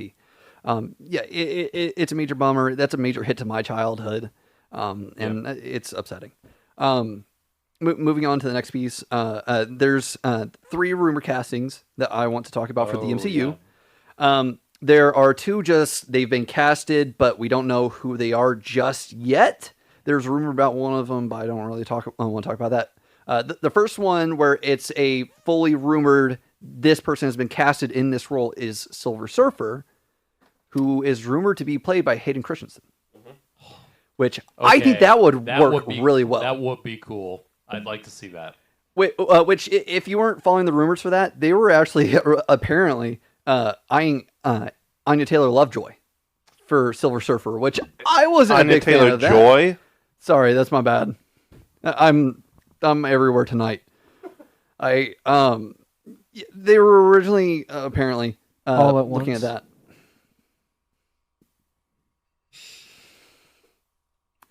Just finish. Yes, please.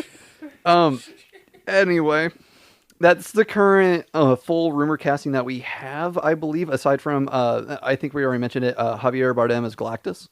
That's a rumor casting as well. Mm-hmm. Apparently, Henry Cavill has been casted in the MCU in an unknown role. Some people are spreading the rumor that it's as the Beyonder. Mm-hmm. But I have a different casting because of who the third person is. Captain Britain? No. Oh. Because that is a role that he said that he wanted to do if he were ever cast in the MCU. Doctor Doom. Henry Cavill as Doctor Doom. Considering the fact that they're trying to pivot from Kang, Doctor Doom is the next logical choice aside from Galactus. That's what they should have done after Thanos. It was. Kang. It was. Considering the fact that they were wanting to do fucking Secret Wars. Yeah. Yeah, I think that's who it is if the rumor is true that he's been casted. I think that they're going for Doom because there's no fucking way they're not looking for Doom right now. There's no way. They can't be after all the shit that they've been going through the past couple of years. Like, yeah. You're goddamn right. They're looking at Doom now. Like, how could you not? Especially after Jonathan Majors. Unless they're recasting. Well, that was a rumor that they were going to recast him with John David Washington. Yeah. But I feel like the response to like Quantumania proved that no one really cares about Kang. Well, like Jonathan Majors' performance in Quantumania was actually one of the biggest praisals that I saw of it. Somewhat good things about it. Yeah. I've kind of pivoted on Quantumania a little bit, but I'm not going to talk about that. Yeah. But I think that if Henry Cavill got casted, it needs to be as Doom because of the rumored. They're at least looking into casting this person. They're looking into casting Ryan Gosling in the MCU, which I think is interesting. I think that they're kind of chasing that coattail of Barbie. Mm-hmm. Yeah. I can't move anymore. Sorry, guys. I have Paul's moving around somewhere. Okay. I have a fan cast for Ryan Gosling. Mm-hmm. I think that Ryan Gosling should be cast as the Beyonder because they're going to be looking for these like really big people that are menacing to play him. But when you look at the Beyonder, he's kind of just like a trickster dude. Like, he's charismatic.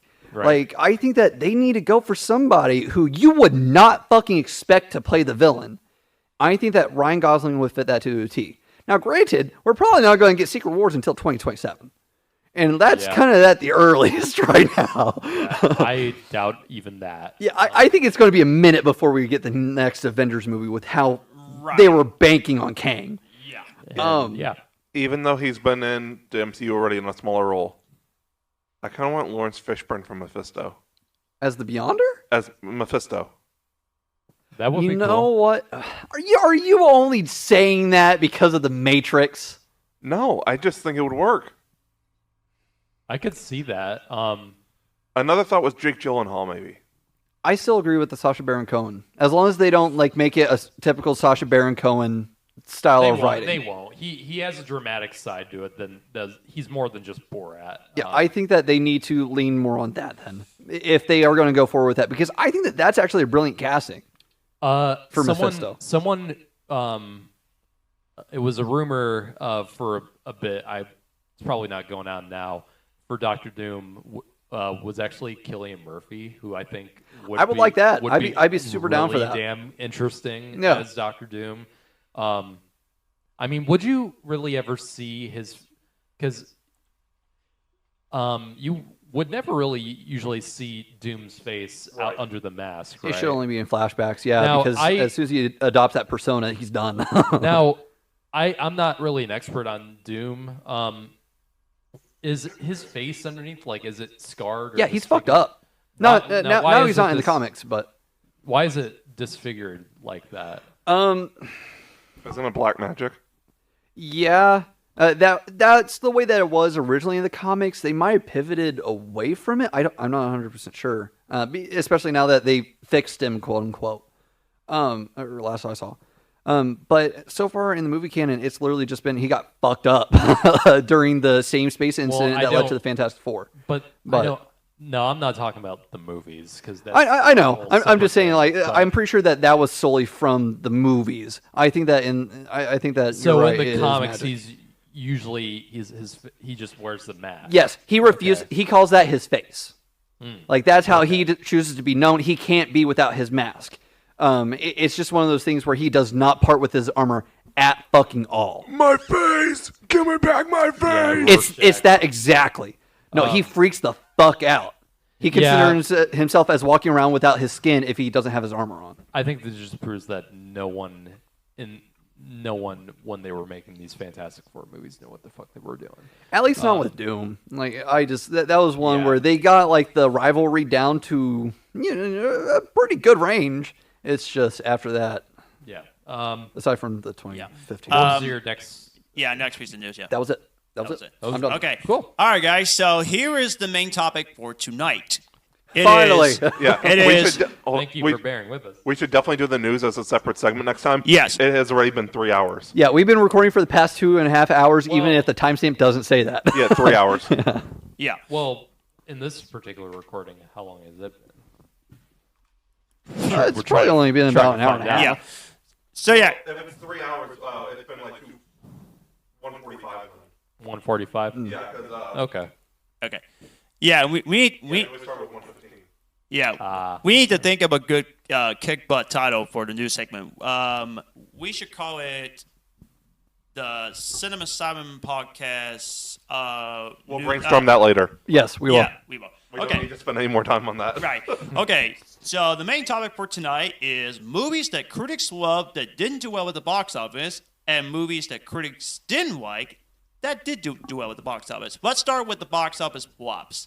The movies that was well received but didn't do well. Flash. There you go. I have 3 off the top of my head, and they're all fairly recent. One I think is probably going to be the obvious one for a lot of film lovers is Shawshank Redemption. I Because love that one. as much as people love it now, upon release, it was not a hit at all, and it was a flop back then, and but people loved it so much, and critics loved it so much that it ended up becoming more of the classic that it is because of home video, and now it's still the #1 movie of all time on IMDb. So, Yes. my second one is going to be another Stephen King adaptation, and that is Dr. Sleep, because this is a Mike Flanagan's movie, a sequel to The Shining. It's based on the Dr. Sleep book about Danny Torrance. Phenomenal. Like if anyone before it had said we're going to make a sequel to The Shining, no one would have possibly thought that was going to be good. But Mike Flanagan somehow, and Stephen King famously does not like the Stanley Kubrick Shining film. Yeah. But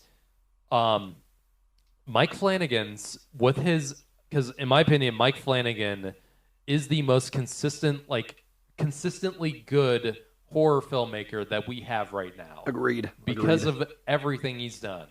I can't think of a single movie that I have disliked from him or a show.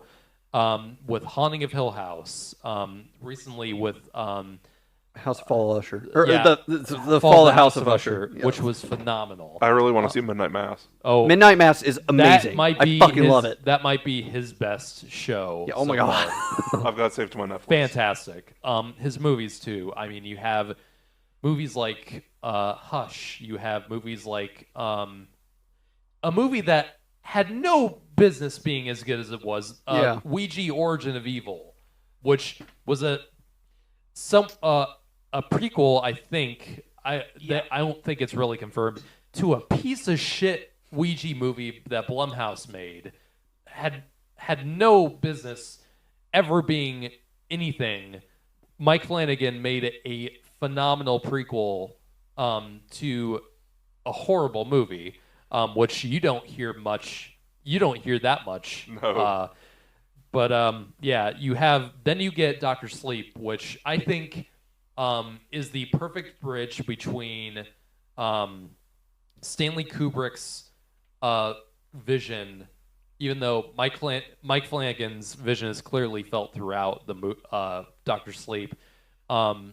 It's the perfect blend of Stanley Kubrick's tone with the more fantastical side of Stephen King and the more sensitive side. I think it's a terrific film. Dr. Sleep is. Unfortunately, did not do well at all at the box office. Yeah, I remember And yeah, it was a real damn shame because it was so damn good. After finding out Rebecca Ferguson is a villain in that, she is the scene stealer in that film. After Dune So Part 2, great. seeing her as like a villain type you will character. see a lot of that character when you watch Doctor Sleep. I'm fully in that invested. performance. I'm watching the two of And them. then back to you, tonight. my third film is going to be Annihilation. Yes. Which was Alex Garland is the director, who is famous for writing. Before he got into directing, was a writer on films like 28 Days Later and a few other things. But first got into the directorial scene with Ex Machina, which was, I think, A24's like first real big hit. I've not seen it. Ex Machina is really great. It's about AI, and it's got Alicia Vikander, who's great in it. And then he went to do Annihilation, which actually Paramount did, which is kind of weird because it definitely feels like an A24 movie, like Ex Machina did. It has just this eerie tone throughout it, and it has this, it has an atmosphere to it, and it really, there's the music and the sound design is eerily creepy in the film, and it has some horrifying sequences, especially with a fucking bear. It's honestly one of the most the underrated. scariest bear creature I've ever seen. It's honestly one of the most underrated sci-fi horror movies. Yeah, especially in recent years. I think Annihilation, I feel like, doesn't get enough love. Yeah. And I think it's very underrated. Also did not do well at the box office. And I think it has terrific performances from Natalie Portman, Tessa Thompson. And I cannot say enough good things about how great the sound design, the music. It just has this.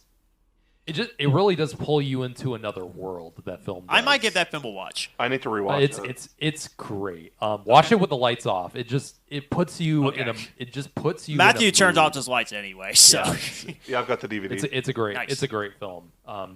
Those are my picks for the flops. Okay. I got 7 of them on there, which it already But I thought- popped in my head. Didn't we choose on 3 though? No, we didn't specify any. Oh, It was okay. just whatever one you think of. So yeah, I got 7. All right, the first one on my list is considered the dark sheep of the Disney Renaissance, The Rescuers Down Under. Yes. It That is a good had one. really good reviews. It got 72% for Rotten Tomatoes, but yet it box office flopped. But to be fair, though, it opened the same day as Home Alone, which that was going to shoot right in the it foot. did. I didn't know that. But this is considered a movie that a lot of people love it more than the original Rescuers. I believe I agree. It is. Better Yeah, than I the love first. it. I love the animation. I love everything about the movie. It's absolutely great. And George C. Scott is the villain. You can't go wrong. Yeah, with that. absolutely. Dylan, you'll appreciate this next one, Treasure Planet. Another Disney one. Oh. Yeah, this one got a 69% for Rotten Tomatoes. Good score, but it did not do well. It was the most expensive animated film at the time, $140 million, and it bombed sadly on that one. And I think their next movie, I think it was Home on the Range. That was I hated which was that bad. one. I hated that Which one. was Really bad. I need to think rewatch Treasure Planet. That was the movie that killed. I feel like that was the movie that killed hand-drawn animation. Yeah. Yeah. But I definitely need to rewatch it because I definitely probably would love the film because I remember liking it in theaters probably. Next one on the list is Flushed Away. A lot of animated films on the list. Yeah. He's the animation expert. Yeah, animation expert. Yeah, it's a mixed up computer and stop motion animation together. The film cost $149 million and it only made $178.3 million.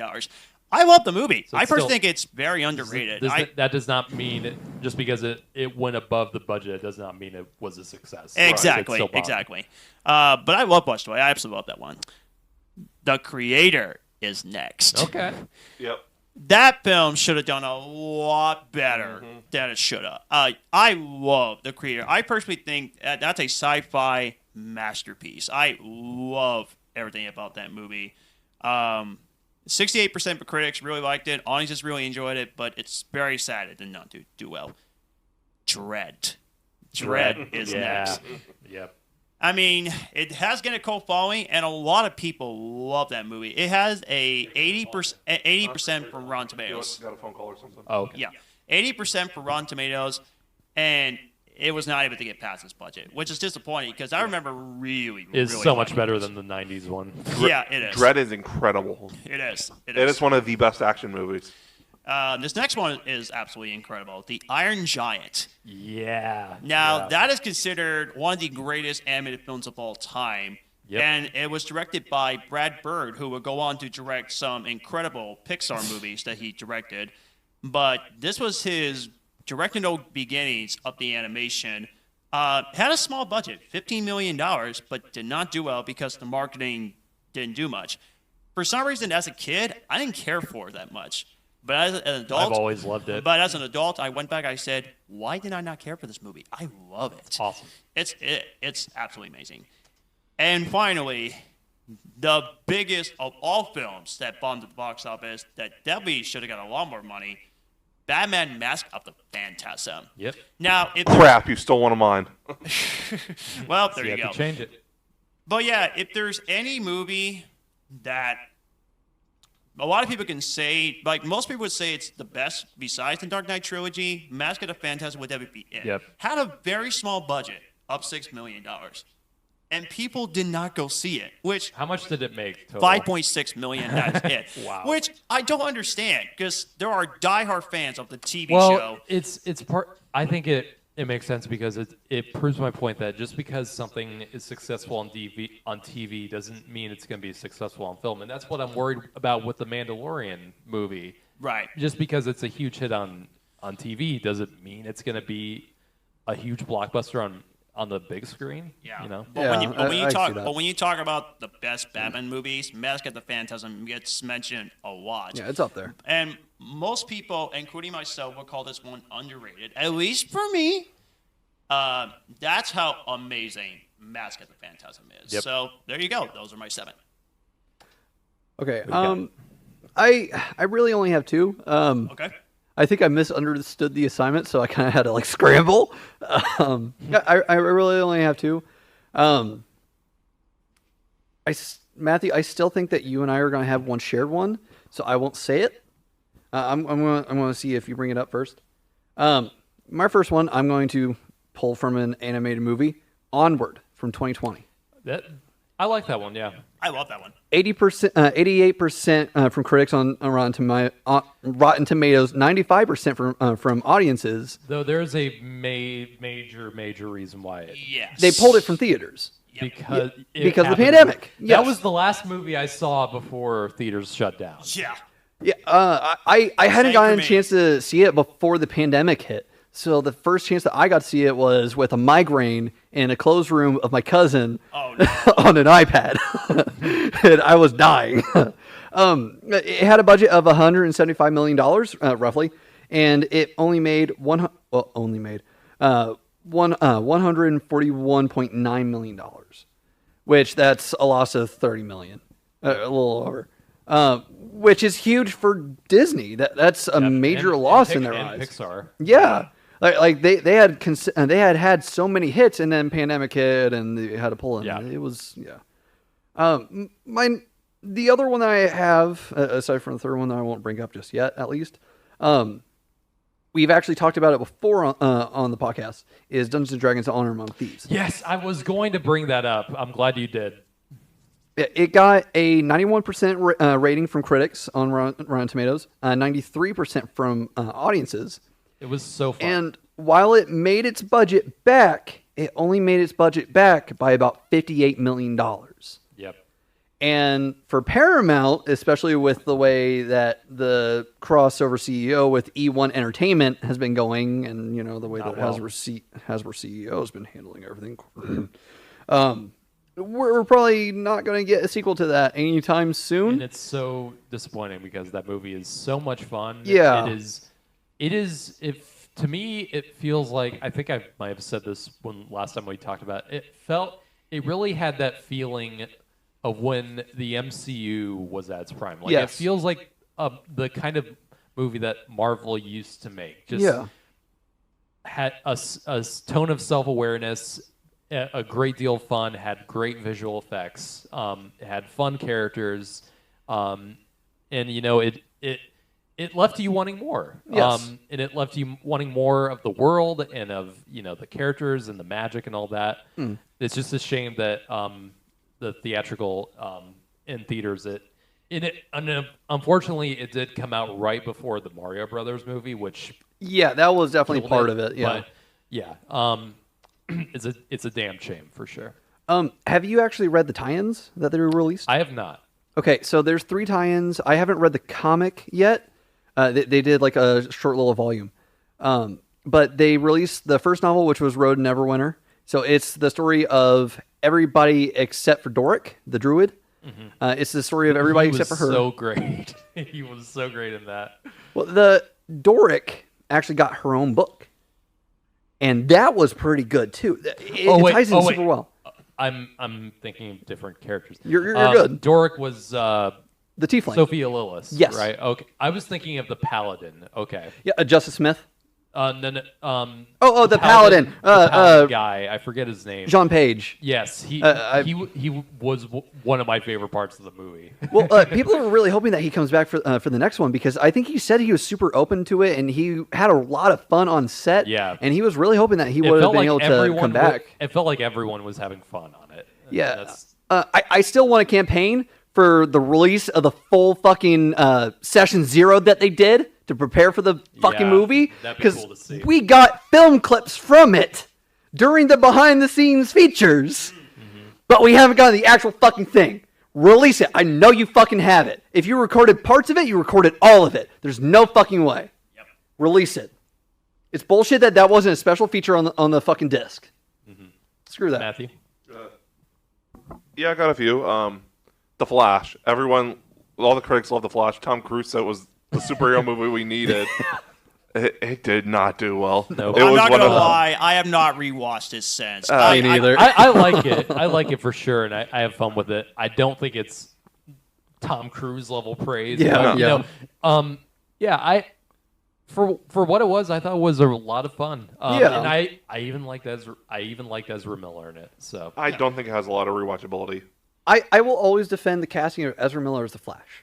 I will always defend that little bit. If the stuff around him didn't happen, I think people would be more open to seeing more of him. But yeah, they kind of just floundered their career with that one. And it was a movie that was cursed with a super long development process. It took them decades to make this movie. Well, I mean, Kevin Smith was on it, Edgar Wright was on it. Yep. It was. Hopefully, James Gunn I hope he does include a version of the Flash in it.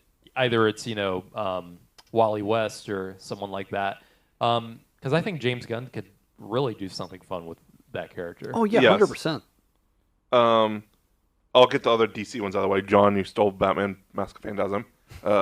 Just DC last year in general. Blue Beetle did Yes. Yeah, really well received, but did not do well at the box office. I love a Blue lot of Beetle fun. so much. I think it would have done a lot better in a different year. Yes. Before superhero movies weren't performing. Or like if this. WB was not freaking stupid. If it came out in That's right. let's say 2017.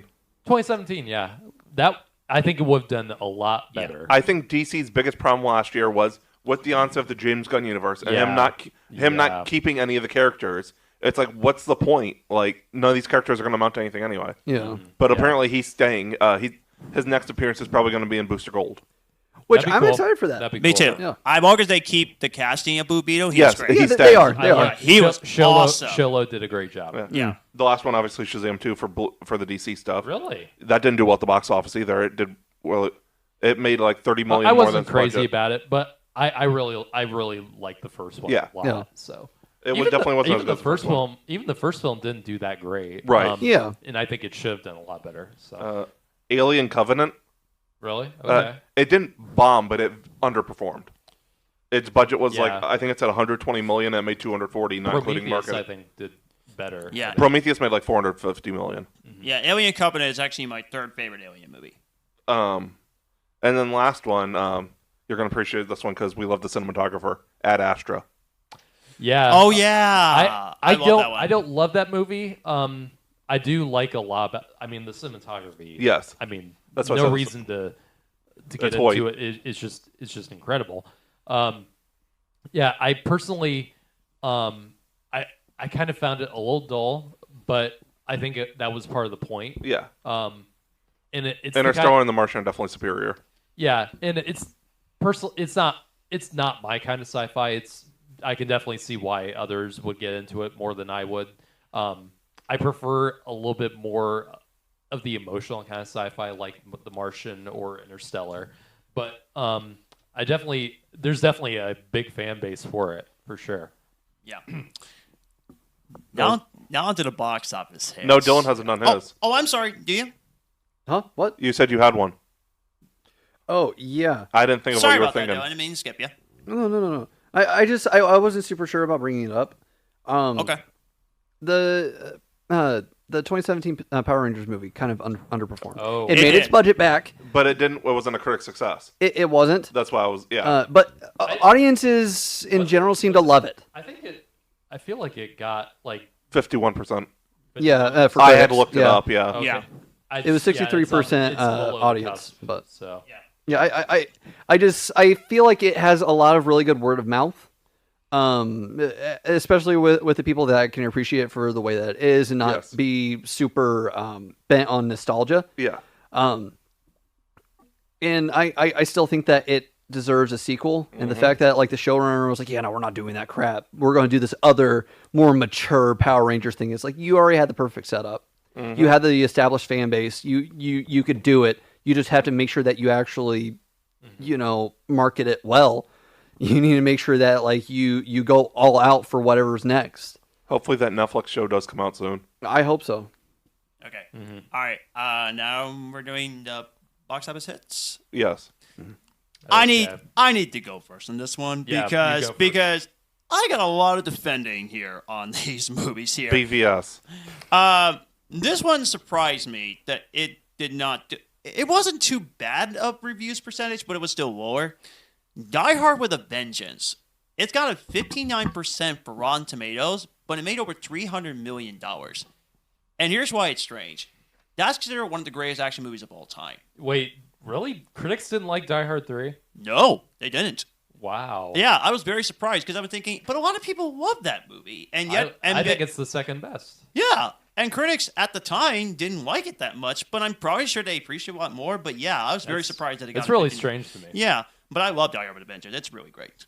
Next one on the list is Pocahontas, another of the, for me, underrated of the Disney animated films. Now, yes, it's not accurate, yes. And I know Pocahontas was younger in the story than in real life. She didn't fall in love with John Smith in real life and everything. I know there's no talking tree and there's not a musical.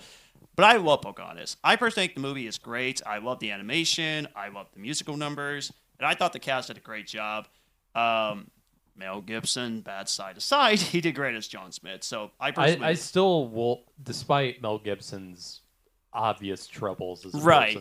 person, still one of the most talented directors and actors. Yeah. Absolutely. Yeah, I personally think it's one of the most underrated movies on this list. I really love that one. Next one on the list is my childhood film, and that is Space Jam.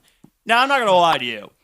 I thought that everybody loved this movie as a kid. When I watched this. I don't love it. Yeah. But when I looked at the time, when I looked at that it was that it had a low percent at 43%, I was stunned because I was just like, but I love Space Jam, and I still love the film. That's my childhood favorite. So, and it made a boatload of money, and I think over $200 million. It has gained a cult following, so at least there are some Looney Tunes fans that appreciates the film. So, thank you, Looney Tunes fans. Can I go next? I want to be a little bit more negative on mine. I like that you're more positive on the critically panned ones.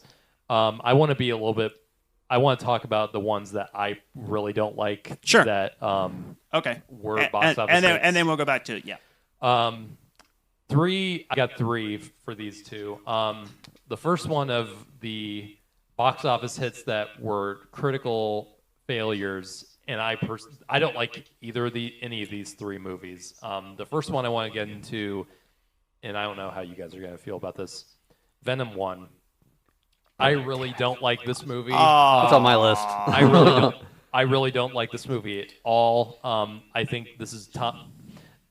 I don't get why people. I mean, I kind of do for like meme and internet fascination kind of. It's level. not the greatest, but I love it. I don't. Why would anyone think this is a good Tom Hardy performance? Like, it literally is just him making weird, talking in a weird accent, and just running around, just bumblefucking around this movie. The visual effects are terrible. Regardless if they got the Venom design right, I think the final fight scene in this movie with Riot is one of the most ugly visual things I've ever seen, because it's just blobs of black and gray fighting in a dark ass environment. I don't get into that at all. Wow. Okay.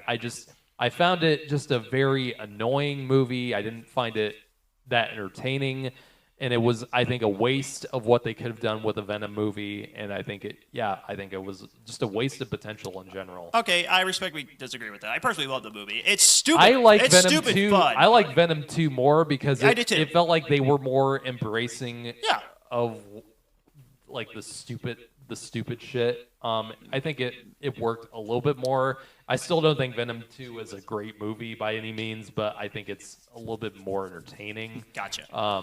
Both films did do well at the box office. So. Yes, they were both hits, unfortunately, and that's why we got films like Morbius and Madam Web.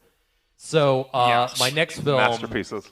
My next film I want to get into, and this is a film that literally broke my spirit, and that is The Lion King 2019.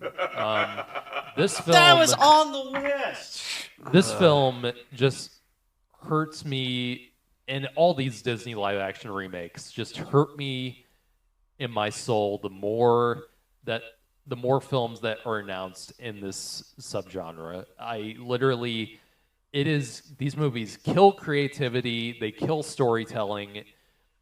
These movies are purely made for corporate greed and just eating off of nostalgia until there's nothing left. And this movie, I think, represents the worst of it, and because it completely takes out any of the emotional impact of the story from the original film, it makes the drastic, fatal flaw of making it photorealistic and completely removing any human-like emotion from the characters. I don't care if it's a cartoon. Those things at least had emotion in the animation in the original, unlike these CG puppet monstrosities that may look visually good but have no way of conveying emotion or any kind of character. It is when I think of Hollywood greed destroying creativity in modern movies, The Lion King is the first thing that pops up in my head. I fully agree about Lion King. 100%. It's it's one of the 2 remakes that Disney's done where I'm like, I fucking hate this. I really do, because okay. Here's my counterpoint to that a bit. I agree that at least part of it is about corporate greed, because I mean, look at everything that they're doing with Frozen, the fact that they're now trying to do a fucking live action remake of Frozen, and they're doing it with Moana and all that shit. It has gotten to that point because we're not leaving it alone for long enough. Mm-hmm. However, for films like Aladdin and Beauty and the Beast, and Jungle Book, the ones that are praised the most, the thing about these remakes is that I believe that they're not just for corporate greed, which they are. It's Disney, but it's also for a new audience. Yep. And I can appreciate it through that. And on top of it, I especially prefer it with Aladdin. With Aladdin, they added on to the story. They didn't take anything away from what had happened. Yes, we got Will Smith instead of Robin Williams, which is a dramatic loss. But I think that Will Smith still did a good job on being his own character, kind of. Like it was his own portrayal. He wasn't trying to mimic what Robin Williams had done, which thank God. But I think that it's for a new wave of kids, and I think that that's amazing. I just think that we are just now getting into the era of it's only corporate greed. That's all it fucking is. Moana is what, 8 years old, John? Yes. Okay. It's about to be 8 years old. Yeah. Frozen is 11 now? Yes. Yeah? Okay. That's fucking ridiculous. It's fucking ridiculous that we're getting remakes of those fucking movies now. I can settle for Lilo and Stitch. That came out in 2003, right? 2002. You were 2002. Okay. Came out in 2002. It's been 22 years. It's about time that we get something else with Lilo and Stitch. That wasn't the straight to home videos. It's going to be Lilo and Stitch for new kids. But no, Moana and Frozen is purely corporate greed. 100%. I'm not a fan of Moana doing a live action remake of Moana. I'm not a fan of that. Wait 15 fucking years. Yeah. Like these kids are still in their fucking teens, you know? Yeah. Like who the fuck are you making it for? The only remake I was okay with was the Jungle Book. Yeah, I was okay with that one. And I was okay with Pete's Dragon. I'm okay with like the ones that don't get the recognition like Lion King or the Renaissance movies. Treasure Planet as a live action movie. Man, that would be cool. Remake the movies from that era of Disney, like Treasure Planet or Atlantis. Yes, Hunchback. That'd be cool. Hunchback.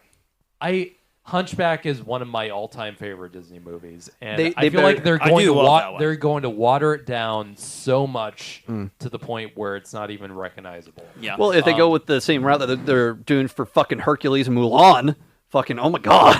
Yeah. Mulan was soulless. And Garrett, the Lion King remake, I'm sorry. I respectfully disagree with you. That's my favorite remake, and I personally think it's the best one. What I love most about this movie, I'm sorry. I personally think that the performances was awesome. I love everything about it. I personally think that they nailed exactly like the animated film that they had to do. There was no need to do changes. I didn't mind they had to do it longer or anything like that. And your photorealistic thing, it looks visually beautiful. The way that they managed to actually do that, and not the best take, I know, but I love it more than the original. It doesn't have to be your Lion King. I totally understand that. But I'm sorry, I love the remake of The Lion King, and you gotta respect me for that. Come on. Listen, if that is your choice, then I respect that is your opinion and that is your choice. Yeah. I think you're wrong. Because going back to Garrett's point, it kills creativity. There is nothing fucking new in Lion King. It took shit out of Lion King. It took the stuff that made Lion King, and just took it away.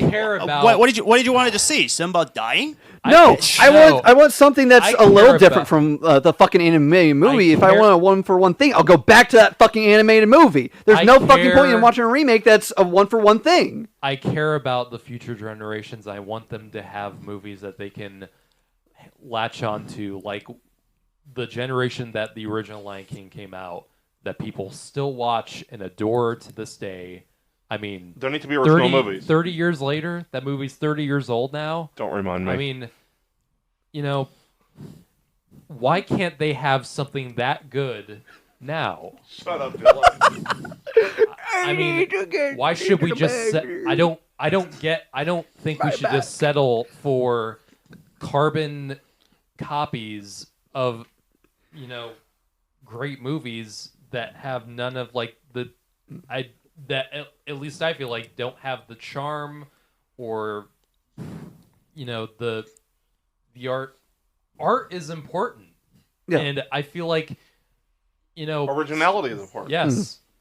That shouldn't be something that should just be thrown aside when you make something like that. That's my 2 cents. Yeah. I want to move on now. Well, I do have a question that I want to ask John now. Sure. If they made a one-for-one live-action remake of Toy Story, would you think that you would be okay with it? No.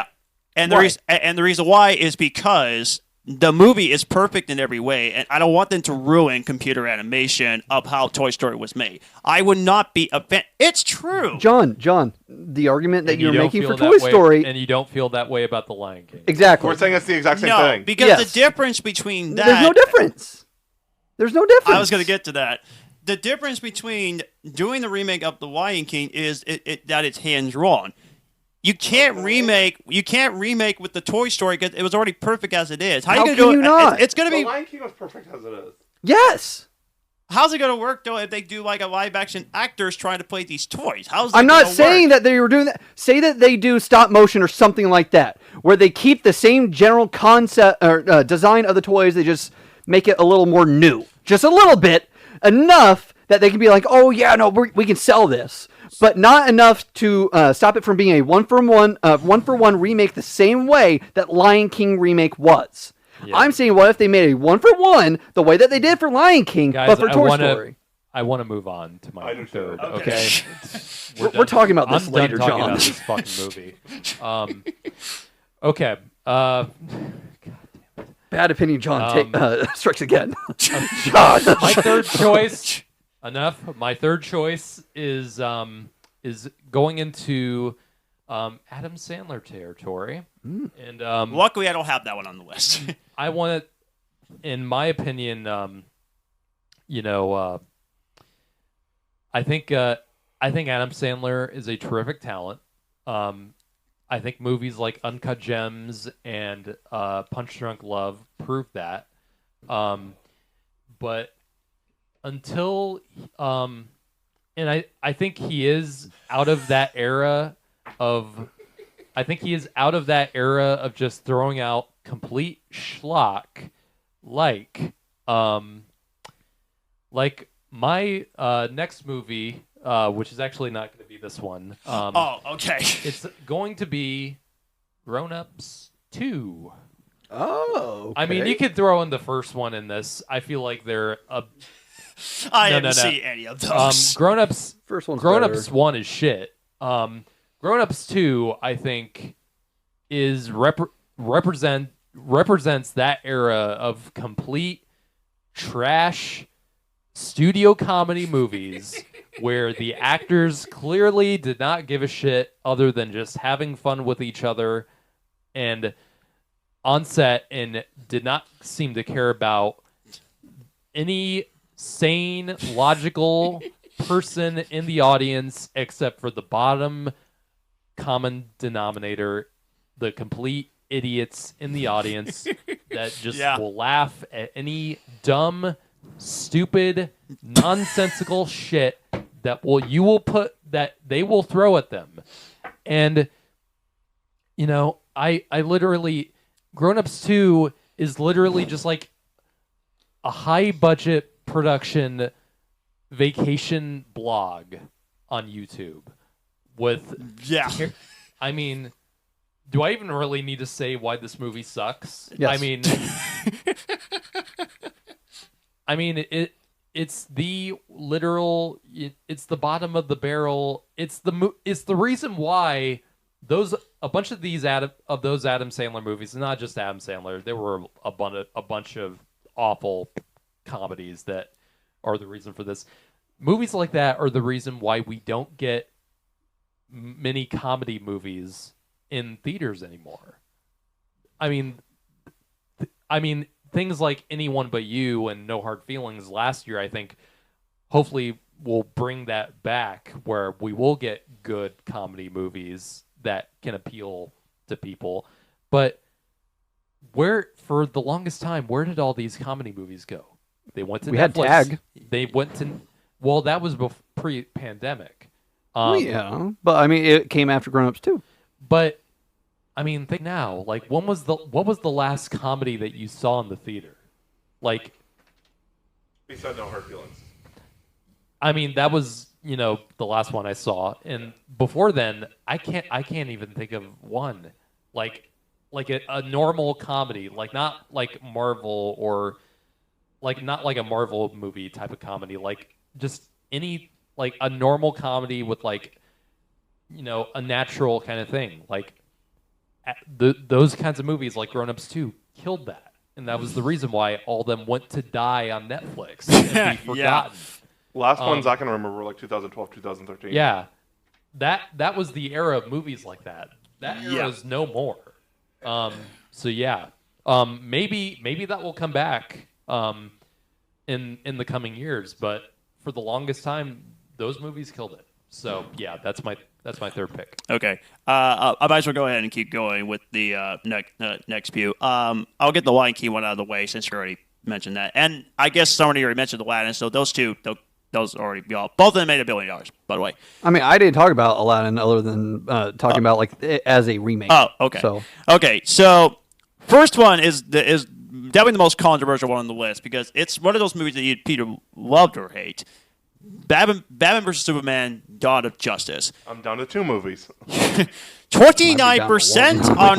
Didn't you already do your hits, or did you have more? I had more. Oh, sorry. It's okay. Okay. Yeah, 29% for Rotten Tomatoes. So which means that critics hate this movie and said it did not live up to the hype. I completely disagree. I happen to love that movie. The Ultimate Edition. I watched the theatrical cut multiple times, which I do recommend the Ultimate Edition. Yeah. But I watched the theatrical cut so many times, and I still don't understand the hate for it. Just saying. Jesse Eisenberg's acting, questionable at best. I like it okay, but I completely understand why there's such a vitriol towards it. Yes. Right. Okay, next one is the movie I'm going to really defend, which I don't understand the hate for this movie. X-Men Apocalypse. Oh. This has a 47% for Rotten Tomatoes. I love this movie. I don't understand the hate it gets for this movie at all. I mean, I try to find the mistakes for this movie, and I watched it multiple times, and I couldn't. I can't find anything that I hate about it. I love the acting. I find the story to be absolutely fantastic. I love the finale when they against Apocalypse. It's great. I love the finale. And I thought the cast did a great job. So I don't understand the hate of God for Apocalypse. I don't get it. And I struggle to figure out if I like this more than Days of Future Past. I have to go back and forth. I'm serious. I was going to defend you about Apocalypse, and then you said that. Because I also liked Apocalypse. I don't like the changes that they made to the character Apocalypse. Right. Okay. That is the downfall for that movie for me. I can't even compare it to No, Days of Future Past. I can't. Days of Future Okay, Past that is is fine. leads ahead, at least in my opinion. It's Days of fine Future if Past- it's not for you, but Days of for Future me, Past is in my top 10 comic movies of all time. Days of Right, it's Future mine Past too. is- amazing. It's great. I love it. It's the best X-Men movie of the actual X-Men. Yeah. Yes, agreed. Outside Yeah. of, like Logan. So Yeah, that's yeah, the one. Logan, yeah. Yeah, that's the one I don't understand the hate for, at least for me. And thank you for mentioning the Jurassic World sequels, because that's actually next on the list. And, dude, for the second time, I'm sorry, but I happen to love the Jurassic World sequels a bunch. 46% and 29%, respectively, by the way, for both Fallen Kingdom. John Badtake Thompson. Hey! You like those movies? What? You like They're Dominion entertaining. and Let's Fallen be Kingdom. civil. Let's be civil. they're entertaining. Yeah, and both of them made $1 billion. Again, just like Yeah, Apocalypse, I can't deny I that don't, they I were don't incredibly understand the hate successful. for these movies. I'm sorry. I personally think both of them are fantastic, so I don't understand the hate it got for those at all. I love both of you guys just like doing this with your head with John I talks. don't- I fucking love it. Keep going. I don't mind Okay. them. It's just Now you see why Garrett didn't get on I me. can see them. I can see them right there. But at least you're respecting mine, which is good. Okay, I'll let you finish. okay. your now, soul is leaving your body. okay, It's like the Winnie the Pooh thing. okay. I swear All to right. God. I swear to God. If you guys, if Winnie the Pooh Blood and Honey is on one of your lists and you guys say anything good about it, well, I'm not saying shit about Blonde and Honey. you haven't So. seen it, have you? No, I haven't. Okay. Okay. Yeah, I can't say shit. Okay. All right, the final one on the list. Because that was a success. I'm It just- was. Unfortunately. Okay, final one on the list, and this is the one that this also is going to be the one that's going to be controversial for people that either love or hate this movie, and that is Star Wars: The Rise of Skywalker, the second biggest controversy with Batman vs Superman. Now look, I actually rewatched the whole Disney trilogy last year because I was in the mood to rewatch them. Okay. And The Force Awakens is the better of the Disney trilogy. It is. But The Last Jedi is a very darn close second for me, anyways. And I disagree about TFA, but continue. huh? I said I disagree about TFA, but continue. Okay. And when I got to The Rise of Skywalker, I will be honest with you. When I watched it in theaters, I did love it, but I never got a chance to rewatch it. Now, rewatching it the second time, I personally think this movie is very misunderstood. I personally think the movie is much better than people should give it credit to. And when I actually rewatched it, I think I had Rise of Skywalker probably at 6 or 7 or maybe 8 when I was doing my Star Wars ranking. This I actually bumped up to 5 because I actually love the fan service it did at the end, and I love the lightsaber sequences, and I thought everything was just fantastic. I actually loved a lot of things, which leads to the hot take that I've been waiting to say since last year. And this is where this might be the one that Dylan will probably agree with. At least I hope so. We'll see how it goes. Here we go. I personally think that The Rise of Skywalker would have been a better film if they let Rian Johnson finish the trilogy. I agree with that. Okay, good. Okay. I'm fine with that. Okay, okay. Because I know how much you don't like The Last Jedi, and I know you don't think it's that great of a film. But Rian Johnson was brilliant when he directed the Last Jedi. I love his work. Yeah, it was great. Knives Out films, great example of those. If you haven't seen the movie Brick, which was actually I need to watch that. His first movie, it's a really fun mystery whodunit in a high school setting. It's awesome. And J.J. Abrams, don't get me wrong, the directing he did for The Rise of Skywalker is fantastic, but the reason why they had to redo The Rise of Skywalker is because fans were mad at the way The Last Jedi was actually did for them. What? You're wrong. Factually, you are wrong. It's not an opinion. You are incorrect. I thought the fans didn't like The Last Jedi. Okay. Yes, fans did not like The Last Jedi. Actually, it has one of the highest audience scores on Rotten Tomatoes. Critics liked it. Yeah. Critics liked it. All right, well, okay. Let me rephrase this. It was bad. Let me rephrase this. The Last Jedi and the sequel trilogy as a whole, but especially The Last Jedi, got review bombed. That's the reason why the score is so fucking low on Rotten Tomatoes and across other platforms. That's the reason. We've seen this before. I pointed it out to you. Okay. That's the reason why The Last Jedi score is so low. Because as a general audience, a lot of people like The Last Jedi. At least enough to give it like a 60%, 70%, something like that. Okay. Now, I disagree about Force Awakens because I do believe that The Last Jedi is one of the best Star Wars movies that we've gotten since and I respect Empire you Strikes for that Back. because The Last Jedi is great. Yeah, I think that of the sequel trilogy, it's the best movie of the sequel trilogy. I agree with that. No, the reason Matthew's alone on this one.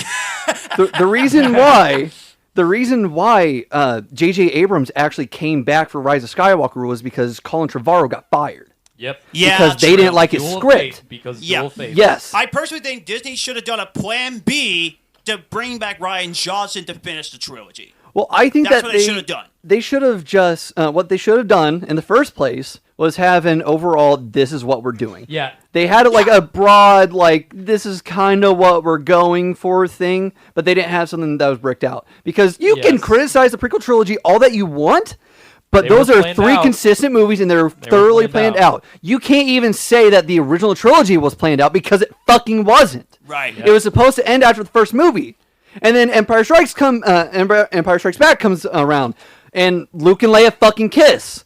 And yeah, they were like, oh well, they were trying to hint at the fact that Luke had a sister. You guys keep going. I'll be right back. They were hinting at the fact that Luke had a sister. Okay, but Leia wasn't that fucking sister. They made Leia's fucking sister in Return of the Jedi. They weren't even planning that for Empire. So you can't be like, oh, well, the fact that it wasn't planned out, really, because the original trilogy worked out pretty fucking well in the grand scheme of things. And that's something that we're going to come across in future. I'm not going to go on this for forever. I'm going to try to put a stop in it right now. But in the grand scheme of things, the sequel trilogy is going to be loved. It's going to be accepted. A lot of people are going to come around to it the same way that a lot of people did with the prequel trilogy, the same way that people did with Empire, they did with Return of the Jedi, because both of those movies were fucking destroyed the same way that the prequel trilogy were and the same way that the sequel trilogy were. The only reason why the prequels and sequel trilogy backlash is worse is because of the internet. That's the reason why it's so fucking bad. That's the reason why Ahmed Best and Jake Lloyd were pushed to the point where they didn't want to be here anymore to be non-specific. That's the reason why they did that. That's the reason why Natalie Portman couldn't find work.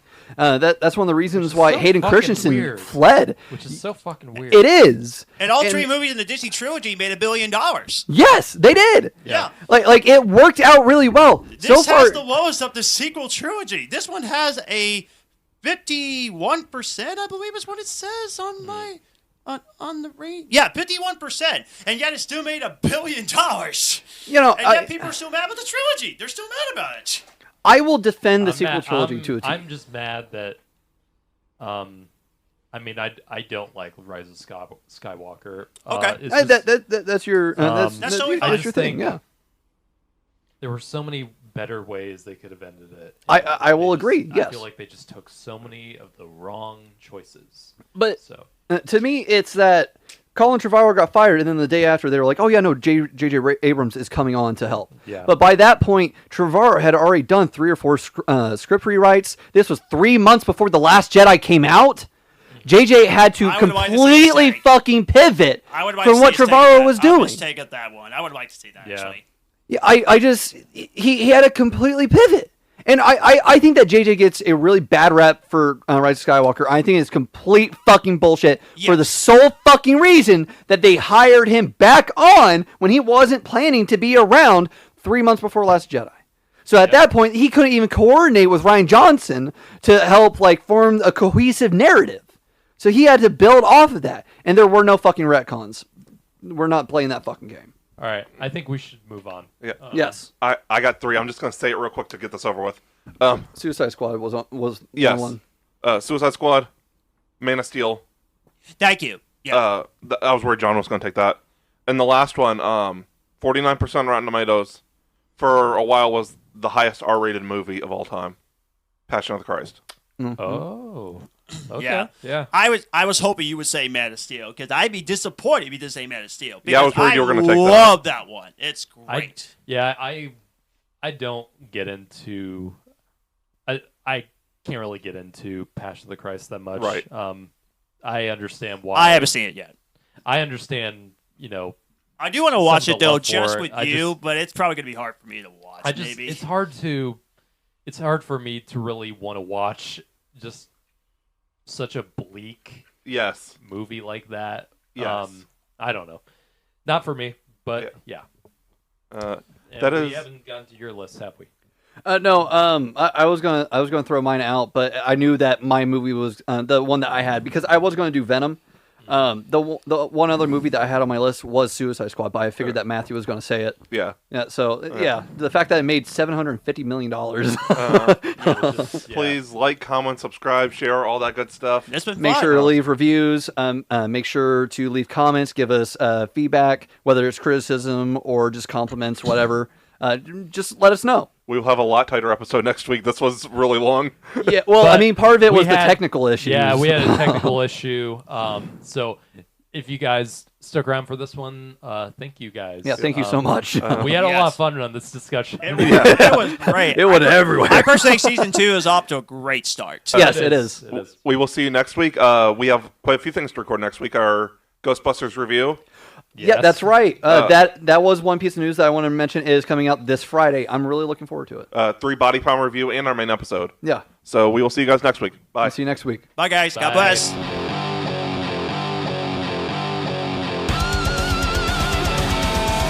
have been the Cinema Asylum podcast. You guys were awesome. Thanks for coming out.